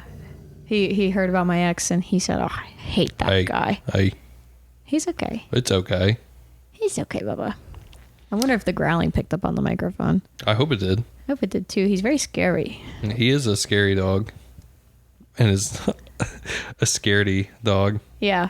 He's, you know what though? I've like been outside with him before, like at night, and like I live in the city, so like naturally living in a city, it comes with presumably sketchy people. And I've like been outside at night before with him, like pretty late, like midnight-ish, 1 a.m, just taking him out before we go to bed. And like some guy came up to me one time and was like, "Hey," and like I got scared, and I think I probably gave off like whatever chemical pheromone, whatever, like came off my body of like, oh god, I'm scared, because like, why is this man talking to me in the middle of the night outside my apartment? And he like went off, like he started barking at him like crazy, and he never does that. Like he's very mild mannered. Good boy, Zeus. I know, he's really good. Like that's what I've always been like. I think if anybody actually tried to mess with me while I had him with me, he'd mess him up. Because like, I mean, literally, guys, like he is such a big scaredy cat. Like he's afraid of everything under the sun. But I think if anybody ever tried to like harm me in any way, he would mess him up. Oh yeah, he's the best. I started reading a manga. What manga? I'm not going to try and pronounce it. Okay. Does it have an English name? I don't know. Okay. I don't think it does, because I don't believe it's been officially published in English, and I might be wrong about that. Okay. What's it about? It's about Magic the Gathering. Oh. It's set in 1998 in Japan, and it's about these two characters who sort of bond playing Magic the Gathering, and it's like very stereotypical, tropey. It's a boy and a girl in like junior high. The girl is super popular. She's like the perfect girl, and the boy is like glasses wearing otaku who's like kind of annoying. But like they have like the whole like, oh, like they like each other but they don't like each other thing going on, and it's very much like, it's one of those like, I went in, like I heard good things about it, and so I went and I was like, all right, let's see what this is about, like how good can it be. And it's nothing special. Yeah. Like I don't think it does anything like really great or anything like that, but it's just pleasant to read. And also it deals with a game that I like to play. Yeah. A game that is dramatically different to what is being shown, because Magic today is very, very different from Magic in 1998.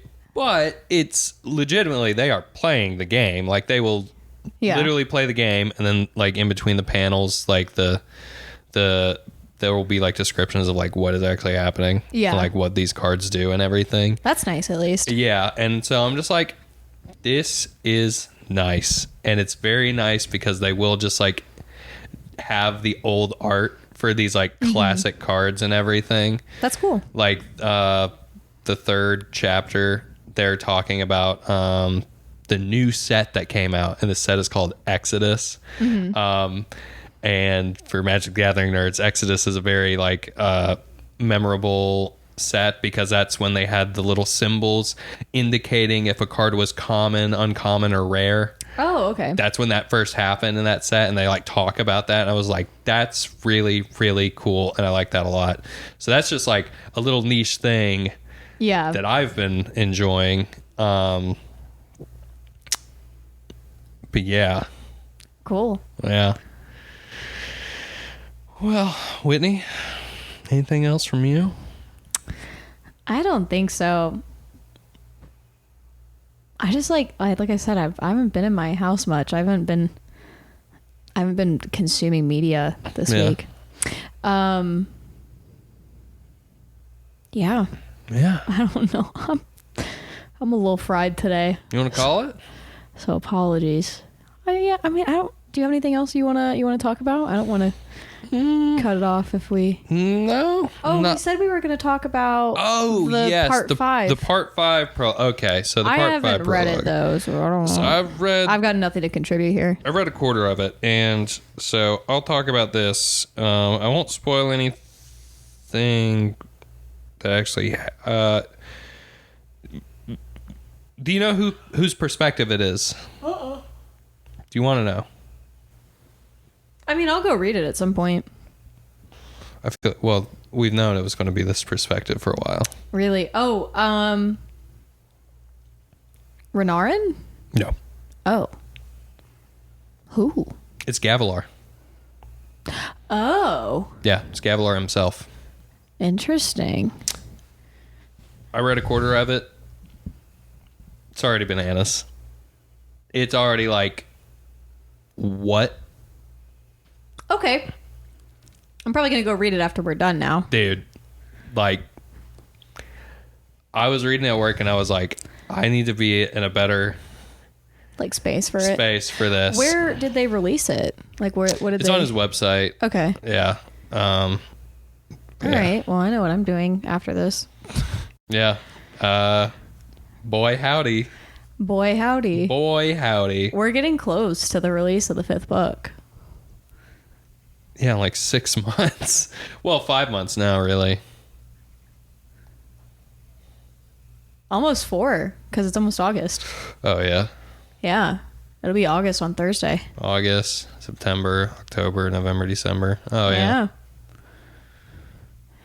It's coming up. It's coming up. You sounded really sad about that. It's coming up.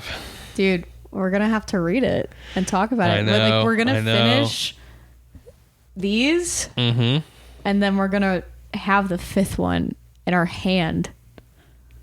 We will be taking a week off for Dragonsteel. I'm not sure if that has been clear this whole time. What if we record at Dragonsteel? That would be cool, but we'd have to take all this to Utah. Oh, absolutely. Well, we can record on our phones. That would...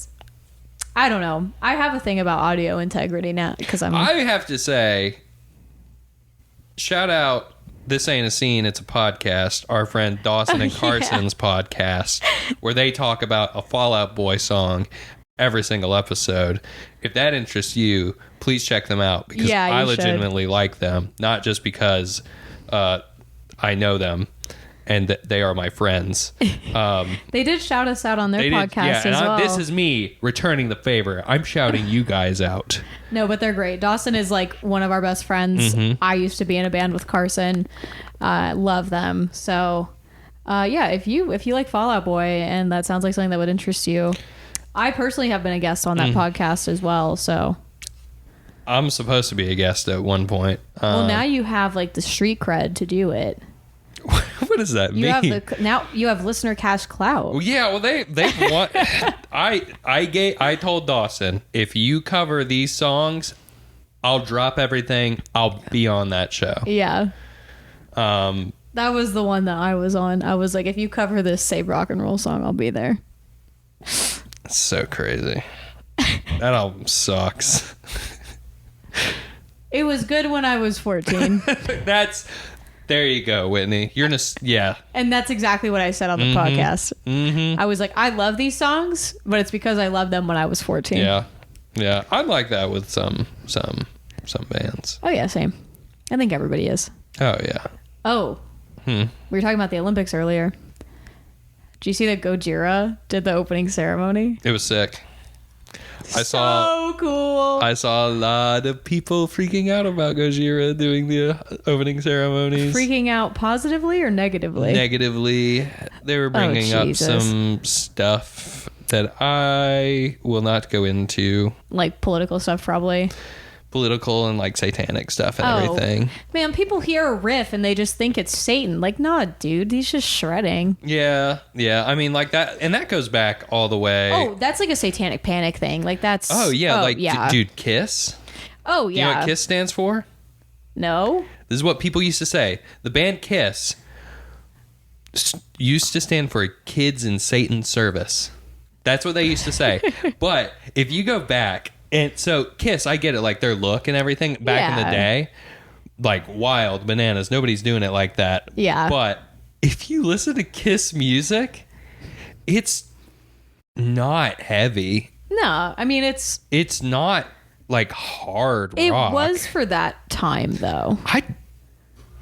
I mean there was heavier music then. Yeah. But I mean for a band to be as popular as they were, the like heaviness of their music to a general public. But their most popular song was "I Want to Rock and Roll All Night and Party Every Day."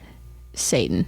Satanist. It's just really funny to me. No, it is funny, but yeah, I think Gojira during the open ceremony was really cool. Yeah, they had the whole Marie Antoinette thing. Oh yeah, that was awesome. They played out of the building that she was like kept in. Yeah. That's awesome.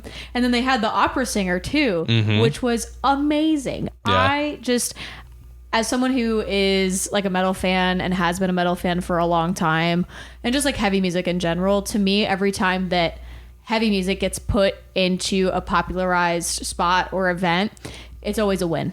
Yeah.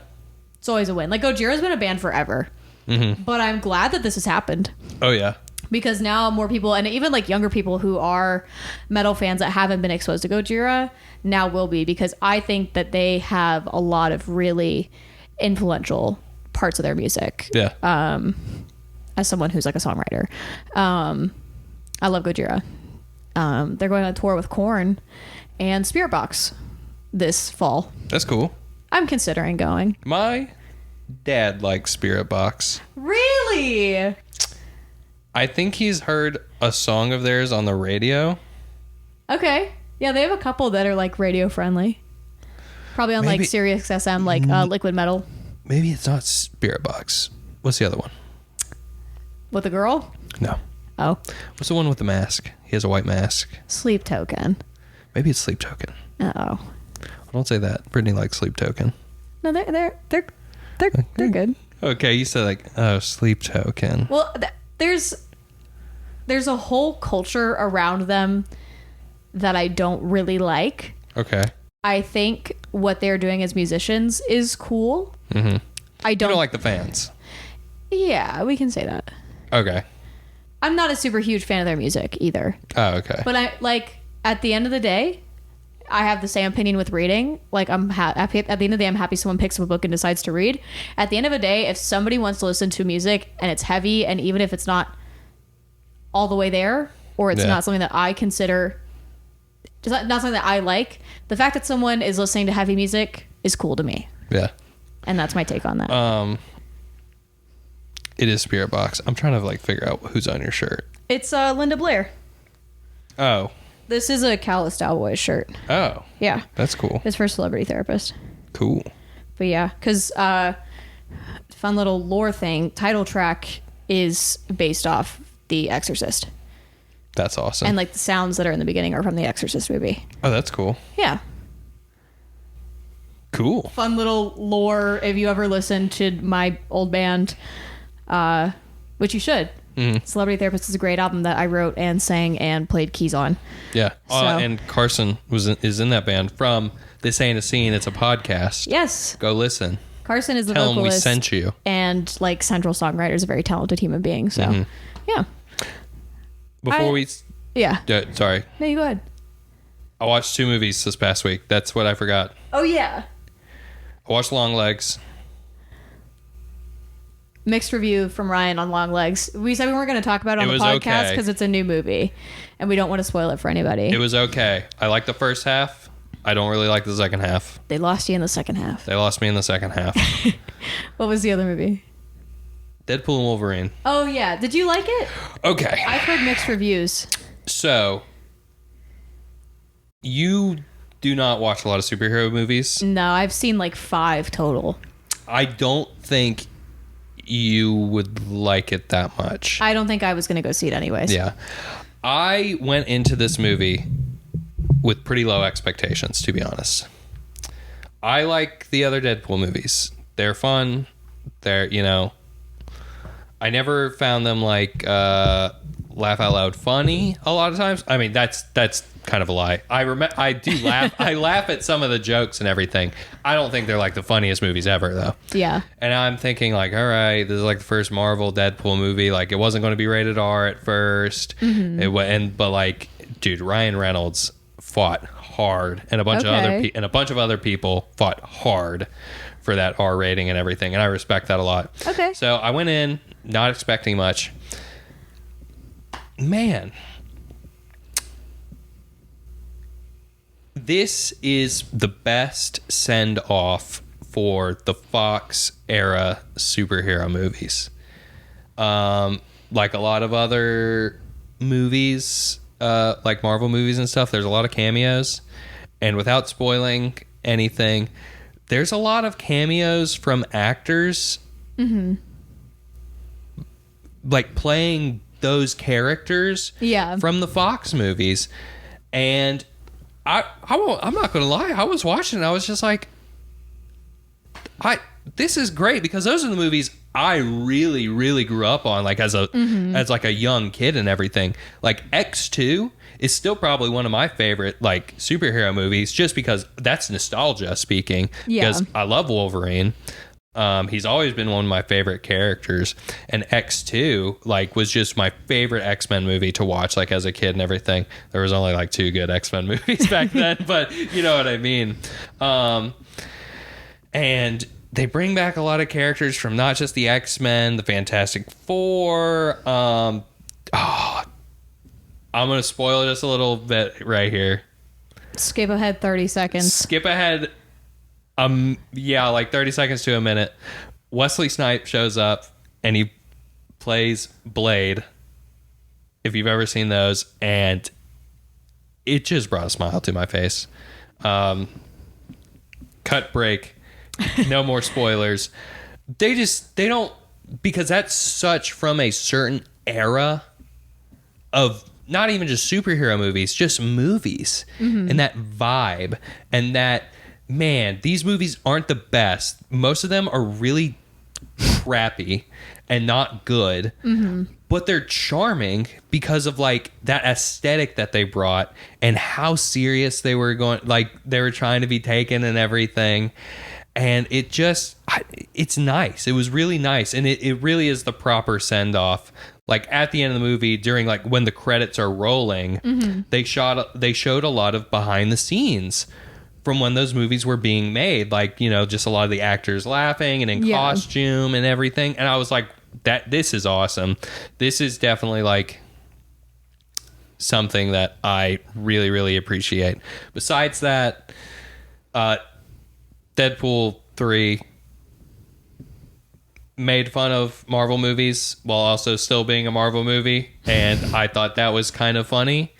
And there was also a joke about them, how the multiverse stuff was stupid, and literally they were doing multiverse stuff, and I was like, that's actually very funny. I like that a lot, because I think multiverse stuff has kind of gotten stupid. Yeah. I think that's like kind of part of the reason I've never been able to get behind Marvel, was like, I just, as someone who is so far outside of it, like I just have not seen that many Marvel movies. I don't really have the desire to, because of how complicated it's become. Yeah. Like I've seen a couple Marvel movies that I've enjoyed. Like I remember I think I saw Iron Man 2 in theaters. I remember enjoying that. I saw Black Panther. I really enjoyed Black Panther. I saw an Ant-Man movie. Don't remember which one. I remember being like... You have not seen a good Marvel movie yet. I was like, you don't think Black Panther's good? No. I liked it. I think it's very boring. Okay, well, I liked it. Yeah, I'm glad you like it. Yeah. I'm trying to think. I think I've seen Thor. I don't really remember it. That's another... Yeah. I don't know. Like, I'm just far... And I'm not a superhero person. Yeah. I'm just not, at the end of the day. I saw Twisters. Yeah, you did. Yeah, we went with Jack's dad. Which Twisters is definitely a movie you see with your dad, is what I would say. I thought Twisters was scarier than Longlegs. That was my takeaway from it. That's what I've said to everybody. Everyone's like, oh, have you seen Longlegs? I'm like, yeah, but I thought Twisters was scarier. And I think that's probably the realism of it. The first like 15 minutes of Twisters is a little traumatizing. I'm not going to lie to you. Yeah. Is there a twister? Yes. Are there two twisters? I don't want to spoil anything. Whoa. But like, yeah, I don't know. I saw Twisters. I thought it was decent. I think the movie went on for like probably 30 minutes too long. But I feel like that's like most movies these days. That's what I was about to say. I was like, I feel like that's most movies now. And Glenn Powell. Yep. Look, I'm from the South, and there's sometimes there's just something about a good old Southern boy that makes you just, yeah. So Glenn Powell being a Midwestern hooligan, I was like, yeah, I need him. I like to imagine Wit with the Southern accent sometimes. That's funny. Like Hoyd? Yeah, Hoyd. That's funny. I like that. I'm going to try that next time I'm reading. Yeah? Yeah. Oh, Dallin. Give him like that, like, what do you call it? Like the Savannah drawl? Yeah. Like it's Cajun called, accent. Not Cajun. It's called something. Oh, gosh. What's it called? I have no idea what you're talking about. I don't know. Because when I think like that kind of drawl, I think about like Savannah, Georgia. I do declare that like antebellum accent. Yeah. Is that the right word? I don't know. I I will say, as of recently, there's this guy I follow on TikTok that's like from Louisiana, and he like he catches animals in the wild and like talks about them, and he has like the thickest Cajun accent. It is very nice. Yeah. Yeah, I really like Cajun accents. Like there was a docuseries I watched on YouTube recently. This guy that like went down into the bayou and like kind of talked to people about like their lives and like living down there, and just everybody that talked, I was just like eating it up. Wow. Yeah. You talk funny. I don't know. I just really like Cajun accents, and that's one actually funny thing. When we went to Savannah for my birthday. On our ghost tour, our tour guide had a really thick Southern accent, and some of the people that were in our group were definitely not from the South, because this lady leaned over to me at one point and she was like, "Can you understand what he's saying?" And I was like, "Yeah." I was like, "Yeah, you can't." And then she was like, "I'm not from like, we're from up north." I can't remember where she said she was from, but I was like, "Oh yeah, like I've grown up around this. Like my dad's family sounds like this guy." Oh yeah. So. Like when I talk to you and Jack, like my accent doesn't really come out that much and everything. But like when I'm at work or around my parents, it comes out really, really bad. Oh no, my dad had a really thick Southern accent. So like if we were hanging out and my dad called me and I answered it, every time I talked to my father, I had such a strong Southern accent. That's me when my Rebby calls me. My uncle Rebby. Your Uncle Rebby. Yeah, if you get me in a place that's just Southern people, I will adapt a Southern accent very quickly. It's the same thing like when I lived in Canada, like I kind of adopted a Canadian accent when I lived there, because like when you're around so many people that sound a certain way, like I just naturally am a parrot anyways. Like human psyche is known to do that. Like you mimic people because you like want them to like you.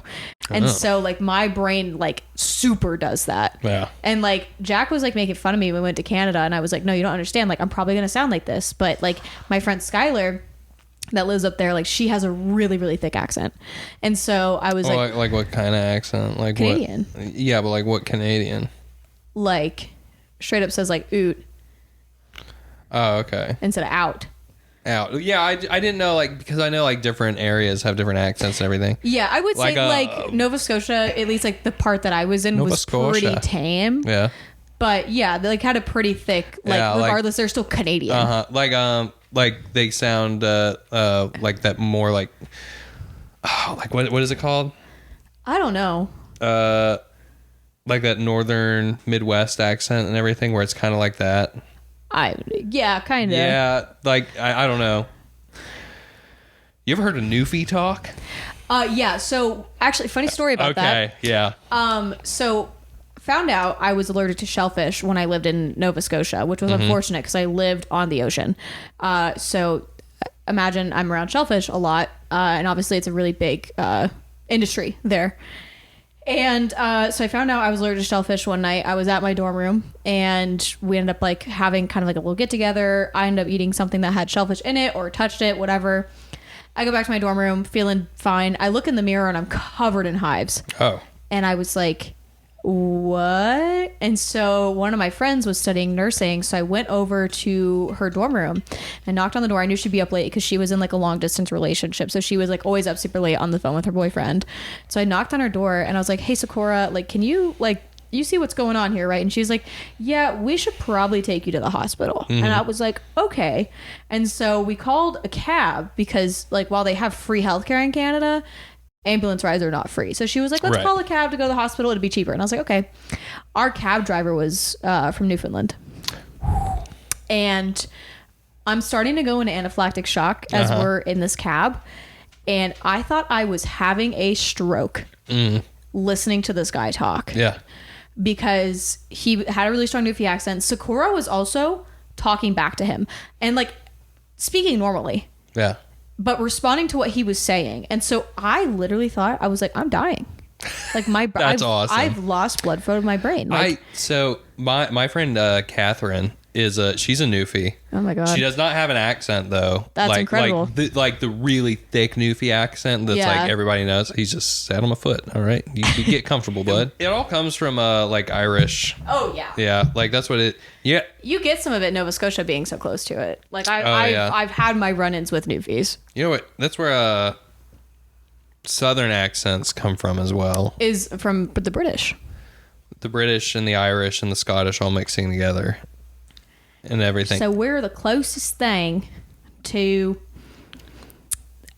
who colonized us.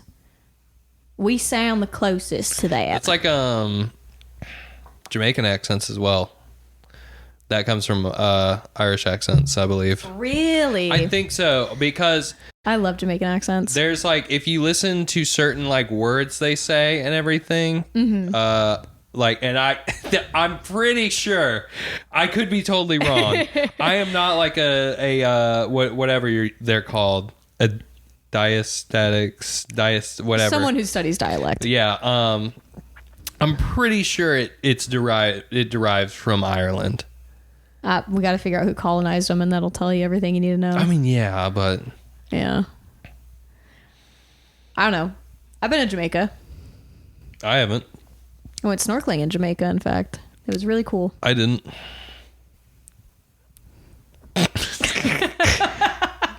That's cool. When did you do that? Remember when Jack and I went on that cruise with my family for like a week? No. What? That was like 2 years ago. And like we literally had like no internet access at all. Oh, yeah. I didn't. Yeah. Okay. Gotcha. Yeah. Well, you could pay for Wi-Fi on board, but it was like $50 a day. And I was like, you know what? I'll unplug. Yeah. That's when I read Mistborn. Mm-hmm. I read 2 Mistborn books on that cruise. That's awesome. But yeah, we went to the Bahamas, Jamaica, and Haiti. Cool. We did not get off at Haiti though, because like there's like civil war and stuff going on. But I could stop it. Come to find out, Jesus, Ryan. Come to find out that the part of the island, it was a Royal Caribbean cruise. Mm-hmm. The part of the island that they stopped at is like privately owned by Royal Caribbean. So like it's really locked down. Nobody told us that. Yeah. And so the whole time we're like, this probably isn't safe to get off here. No, they own it. Like most cruise ships where they drop you off like on an island, they usually own it. Yeah, but on the country of Haiti? I don't know. Like, I don't know. Like, I wish that they had said that a little more explicitly. Like, this is owned by Royal Caribbean. Because, like, in my head, as someone who's, like, aware of worldly politics, I was like, there's a civil war going on. I'm not going to get off this boat. Mm-hmm. I wish they had said, this is our privately owned part of Haiti. Yeah. Because, like, they have, like, a private island in, like, the Bahamas area. What, Coco Cay? Oh, yeah. Yeah. Had a perfect day at Coco Cay. Did you have a perfect day at Coco Cay? Oh, yeah. I also had a perfect day at Coco Cay when I went on a Royal Caribbean. That's what we did for my sister's bachelorette this year. We did a 3-day cruise, and we went to Coco Cay and Nassau and then back. That's awesome. My sister literally was like, I want my perfect day at Coco Cay. And we did. We rented a cabana and everything. Oh, dude, that's what we did for my sister's graduation. We went on a cruise. That's cool. Would you want to go on a cruise? I talked to Jack about this. I really don't like cruises. Oh. Like okay, listen. Let me finish my thought. Hold on. I really don't like cruises. Mm-hmm. I did the 7-day one. That was way too much. The 3-day one with my sister and like her friends, that one was not that bad. I would do like a 3 or 4 day cruise again if it was with our friends. I would never do it again with my family though. Like I love my family and like I honestly think we went on that family cruise 2 years ago, and I think that was like kind of my mom's excuse to this is going to sound really morbid. I think this was my mom's excuse to like kind of spend the money that she got from my dad's passing, but like as like a family vacation. So she was like, we're spending time together. It's what your dad would have wanted. Right. And so I think that's why we did that. And it was really fun because it was like me and Jack and then my stepsister, my stepdad, my mom, and my sister and her husband. And so it was really fun that we got to hang out with everybody, and it was a very fun trip. But yeah, I think that was like my mom's like, I'm going to spend all this money to do something nice for the family. But it was like from my dad. So I was like, you know. But yeah, I would never do a long cruise like that again. Mm-hmm. I would do a short cruise, but like literally it would have to be friends.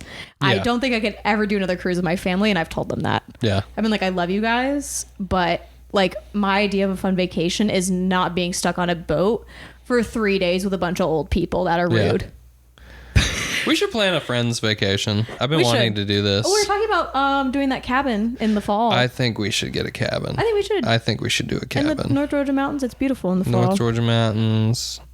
I think it'd be great. Yeah, I find like a little cabin with like a hot tub or something. And please. Yeah. I just want to play Settlers of Catan. Have a couple glasses of wine. I just want to go to a nice place where I can relax for a few days. Yeah. And I can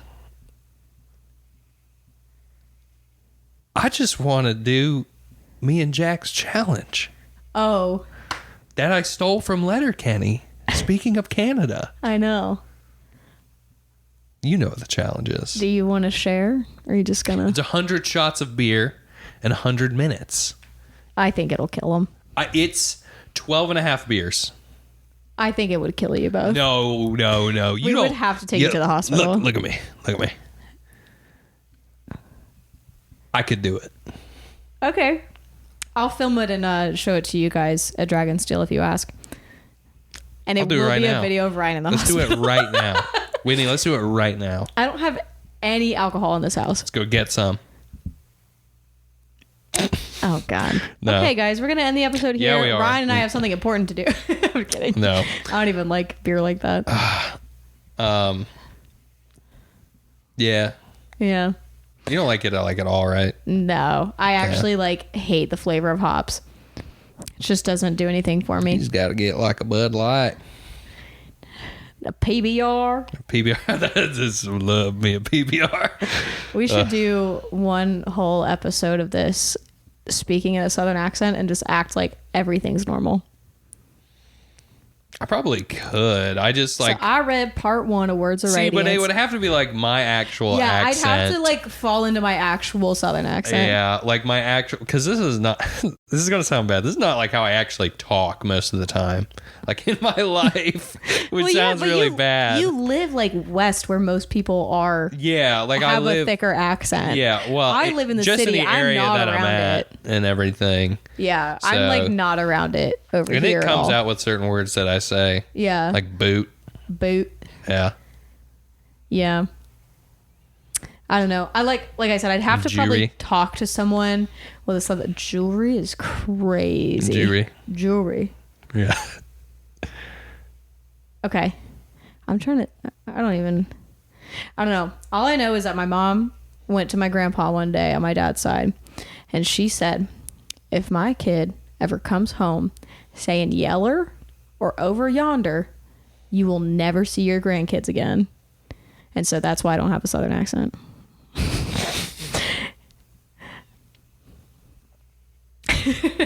I do say y'all. I say y'all a lot. Everybody says y'all though down here. Down here, yeah. Yeah. So, What y'all doing? yeah. Better than you guys. Yeah.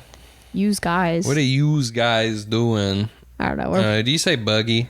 I say buggy. I don't say buggy. I say cart. It's a buggy. Buggy. Do you call every soda a Coke? No, that one's dumb. Yeah, I don't like that one either. No, I don't like that one. I think that one's just dumb. Yeah. I'm trying to think. What else do we say that's funny? More Southernisms.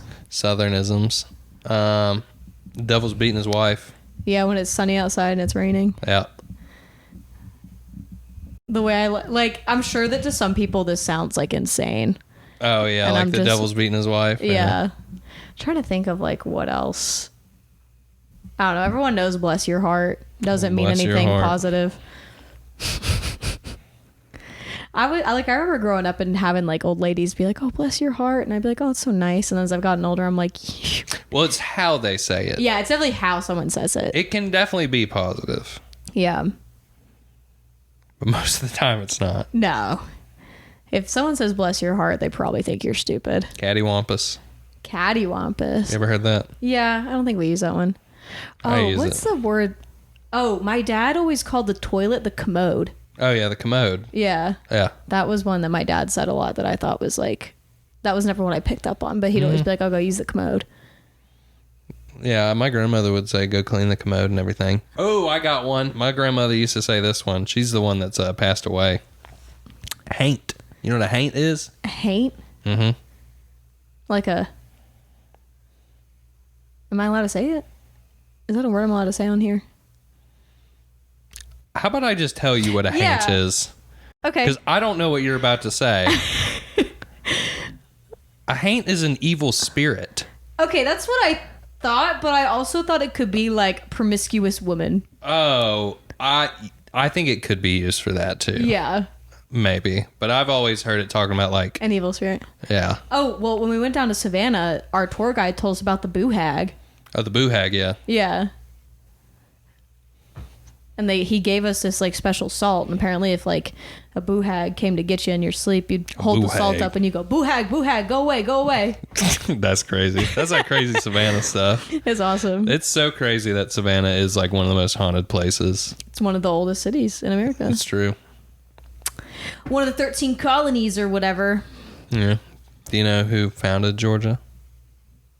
Someone named George, probably. Oh, it's named after King George. Yeah. Who? It was Oglethorpe. Oh, yeah. I remember. I did take a Georgia history class in 8th grade. Yeah. I vaguely remember that. I just always remember that just because, well I guess there's it's history and you should know it, but also Oglethorpe is there's a university right down the road called Oglethorpe University. I don't have anything else. Yeah. We're just talking about the South now. Yeah. And we will continue to talk about the South. Yeah. Okay. What's the... Oh, everyone did Did everyone do yee yee in your high school? Because they did it at mine. I did it at mine. Everyone at my school, I grew up in the suburbs. My high school wasn't cringe. Yeah, so I grew up in the suburbs. Like, I wouldn't say I grew up in a rural area by any means. I grew up 40 minutes outside of Atlanta. Same. It was but like a different 40 minutes. Yeah, it's very different depending on what direction you go in. Yeah. I grew up 40 minutes north of Atlanta, and it was just the suburbs. And so we had a lot of kids that really thought they were rednecks, but it's like, dude, you live in a gated community. That's that's where I live is like, but it's depending on where you go. Yeah. 15 minutes one way is completely different 15 minutes the other way and everything. No, it's all suburbs where I grew up. Oh, okay. Yeah. Yeah. I mean, I guess if you drove up, no, you'd still have to drive 30 minutes before you got into something I would call mildly rural. Mm-hmm. So, and even then, it's still a pretty populated area. Anyways. Yeah. We're really yapping. Yeah, let's call it. We're working people now. You got a 9 to 5 now, Whit. I know. I'm a 9 to 5 girly. Ugh. All right. I gotta go to bed. Yeah. All right. So thanks for listening, as always. Always appreciate the love and the feedback, and every comment that we get, we treasure dearly. Please know that true. Every time you comment, Ryan and I do text each other about it. I do it every time, and we might not see it automatically. Yeah, sometimes it takes us a couple days because we do have every lives. time I notice it, I'm just like, oh my gosh. Yeah, so thanks, guys. Yes. But yeah, all the good stuff we said earlier, liking, following, subscribing, sharing this with maybe any friends you have. But yeah, thanks for listening, as always. As always. And remember, in the comments or emails or wherever you want to contact us, let us know your favorite apple. And if you think Seth is evil, we need to know. And also, tell me your favorite ghoul or scary story. Boo hag. Yeah, tell me something like that. Next time I'll talk to you about the waterhead babies. Goodbye. What? Bye. Yeah. Wait, how's it go? I don't know. Ladies, you know what you need, and so does he. But does it happen? No! But does it happen? No! What we really need is a shalonanomenon. A what? A shalonanomenon. That's awesome. That's awesome. I'm glad that we did that just now.